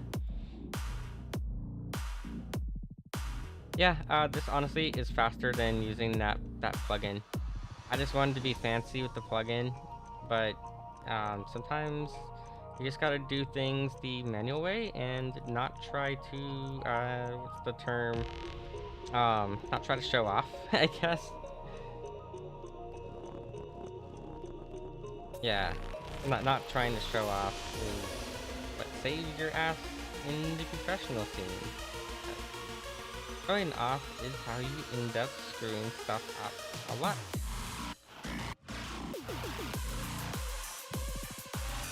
And either way, this is still way better than trying to have done it with a Liquid Sim. As cool as Liquid Sim was to try learning how to do, I feel like Liquid Sims and Blender don't quite work all that well. Houdini is really good for like physics simulations, but Houdini costs money. But trying to do different physics sims in Blender really makes me want to buy Houdini at some point, because I'm pretty sure I can do the same exact sim in Houdini much quicker and easier, because Houdini is kind of designed for that. It's just Houdini's money. I don't have a whole lot of money to be spending on software that's really expensive at the moment. Yeah, this is looking good. I like how this is looking for, filling in these gaps. And I'll do a wee topologizing on it later, so that way it can be a little bit more optimized. I'm gonna bring this one all the way over here. Push that in a little bit. I don't know, maybe bring it in down there. Yeah, down there.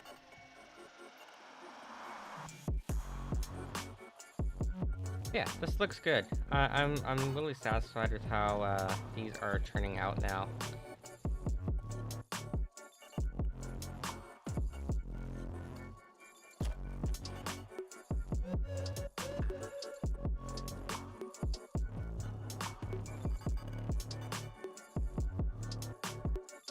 And yeah, also too, now that we have stopped trying to use like the Sims and the Liquid Painter, if you notice, we're not stuttering like we were, which is also a good sign that we're not stuttering as much anymore. That's good too. Yeah, that's another reason too why you don't want to like show off using fancy stuff, because it impacts your performance quite a bit. I'm gonna grab, should be a meta ball right here that I can grab, so I can get the cursor to grab onto it. There we go. Drag it down, like that.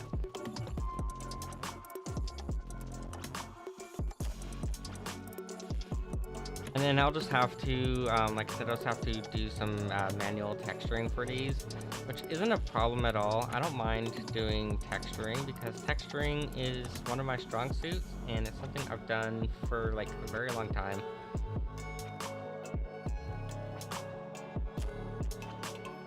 And it's not like I'm going to work today, so I have plenty of free time today, because work told me not to clock in and do anything today. They were like,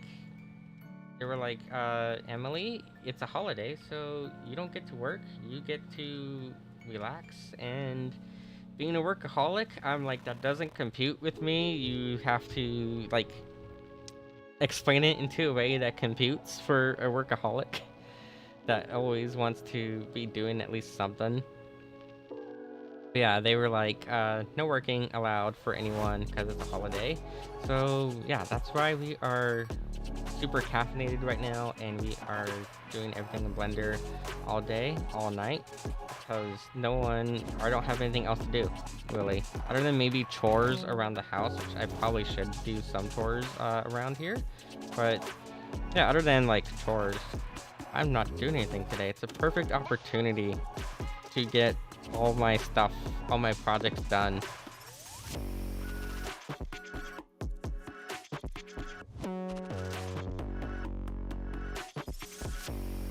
Yeah, exactly, it's nice. Except kind of not nice, because less hours means less pay, right? I'm not salary, so it's not like I get paid regardless. I'm still hourly. It would be nice to be salary, maybe, I don't know. I think it would be nice to be salary. I'm actually not really sure, like, what's better, to be salary or to be hourly. But like with hourly, you at least get like overtime pay, or it's like time and a half when you're hourly. Whereas salary, you don't, but you're basically always on the clock when you're salary. So yeah, I'm not really sure what actually would be like better to be on. I never really like considered it, to be honest.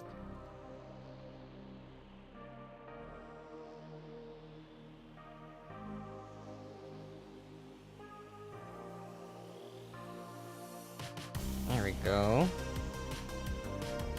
So many little cracks to fill in here. No work during holidays because that's multiplied salary.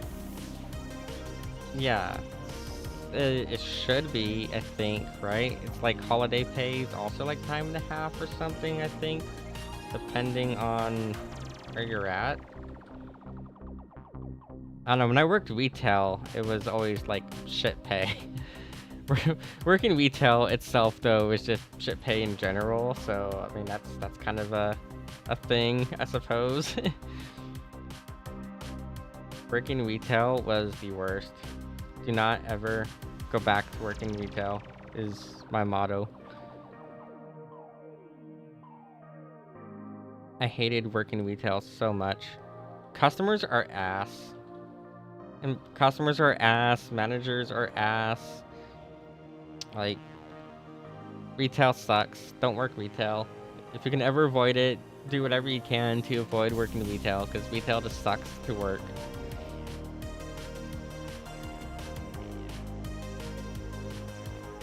Okay, we almost got this all filled in. And also, by the way, Ryan, I think I mentioned it in the Discord. I think I mentioned it in the Discord for the event that this is for. But if anyone needs any like 3D assets, I'm down to make assets that people can use on their streams that are like 3D, and we can render them out. I can render them out in 2D. I don't know if that's something you want to do, or maybe if you want like extra stuff, just let me know, and when I have time to work on them, I will like work on extra stuff, just in case anything's like needed.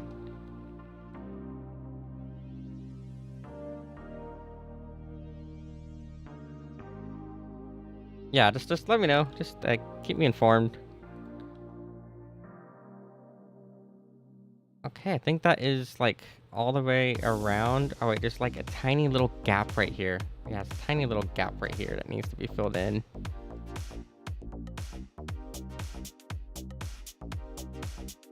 Okay. And then Shift D, G, X, and then Y. Okay, maybe not that far out. Whoop.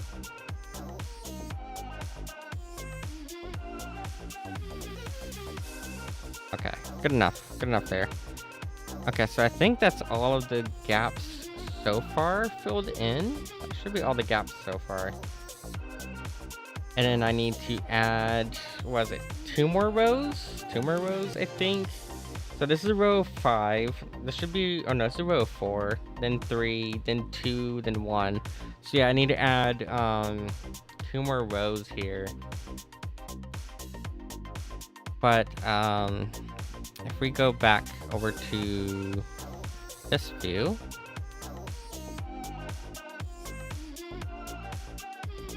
I said to go into textured preview. Come on, Blender. Don't start crashing on me now. Go to the preview. And we can add a texture to this. Make this, I don't know, whatever color we want for now. This one adds some color to it. And we can add some roughness to it. Make it all shiny. Here we go, make it all shiny for now. Kind of like goop at the moment. And we can add the sprinkles in there. But yeah, I think, so there should be a couple more rows. I feel like some of these rows are still a little too big or too like wide. Like I don't like how I have these two right here laid out. Like the way I laid out those two is like in a bad spot for these two. I tried to be as like random as I could be when positioning stuff. But I do feel like these maybe should go at least a little bit more inward. So these are what? Going this direction. I don't know how to move the meta balls, obviously. But I just feel like those are too outward, if that makes sense. Maybe right there. Should be a little bit better. And then this one would come over here, backward, because this needs to get smaller. I can't just keep stacking them up vertically. They need to be a pyramid, so they need to get smaller in between. And it's starting to lag again. What the fuck? Why is it starting to lag again? That's so annoying. That's doing that. Okay, whatever. I can control S. I might just come back to this later, like I said. Here, it's 7 a.m. right now, 7 o'clock in the morning. We've been at this since like what, 8 p.m. roughly. Wow, we've been live all night. I think I'm going to take a nap. So I'm gonna call it here for a bit. I'm gonna take a nap and then I'm gonna go back live when I wake up and find some more stuff to work on. But yeah, we'll do that. Let me find some of the raid real quick. And that way I can let my brain kind of reset by taking a nap. So do I have anyone on here that is available to raid right now? I'm not usually on this time in the morning, so I have no clue who even streams at this time. If anyone on my list does, I don't have a single person online. Holy crap. Because everyone I know streams at the same time I do, because we're all like American, so we all have the same streaming hours. Yeah, but I think I'm gonna take a nap real quick and let my brain reset, and then we'll hop back into Blender when I wake up. So I will see you all in probably like 2 or 3 hours. We'll see. But we got so much more we need to work on today. So much more. But I'm satisfied with what we got done so far. So far, you know, all the work we did on the model with all the toggles and other stuff, I think came out exceptionally well done. So I'm happy with the way that all worked out. So yeah, I'm gonna take a nap for a short bit. I'll see you all in a bit. Have a good morning. I'm gonna to get some water, let my brain rest, and then we'll hop back into Blender in a bit. I just don't want to have any more caffeine right now, so There's that too. I've been having caffeine all night. But we'll come back to this. Alright. Good night, everyone. I'm gonna take a nap. See you all in a bit.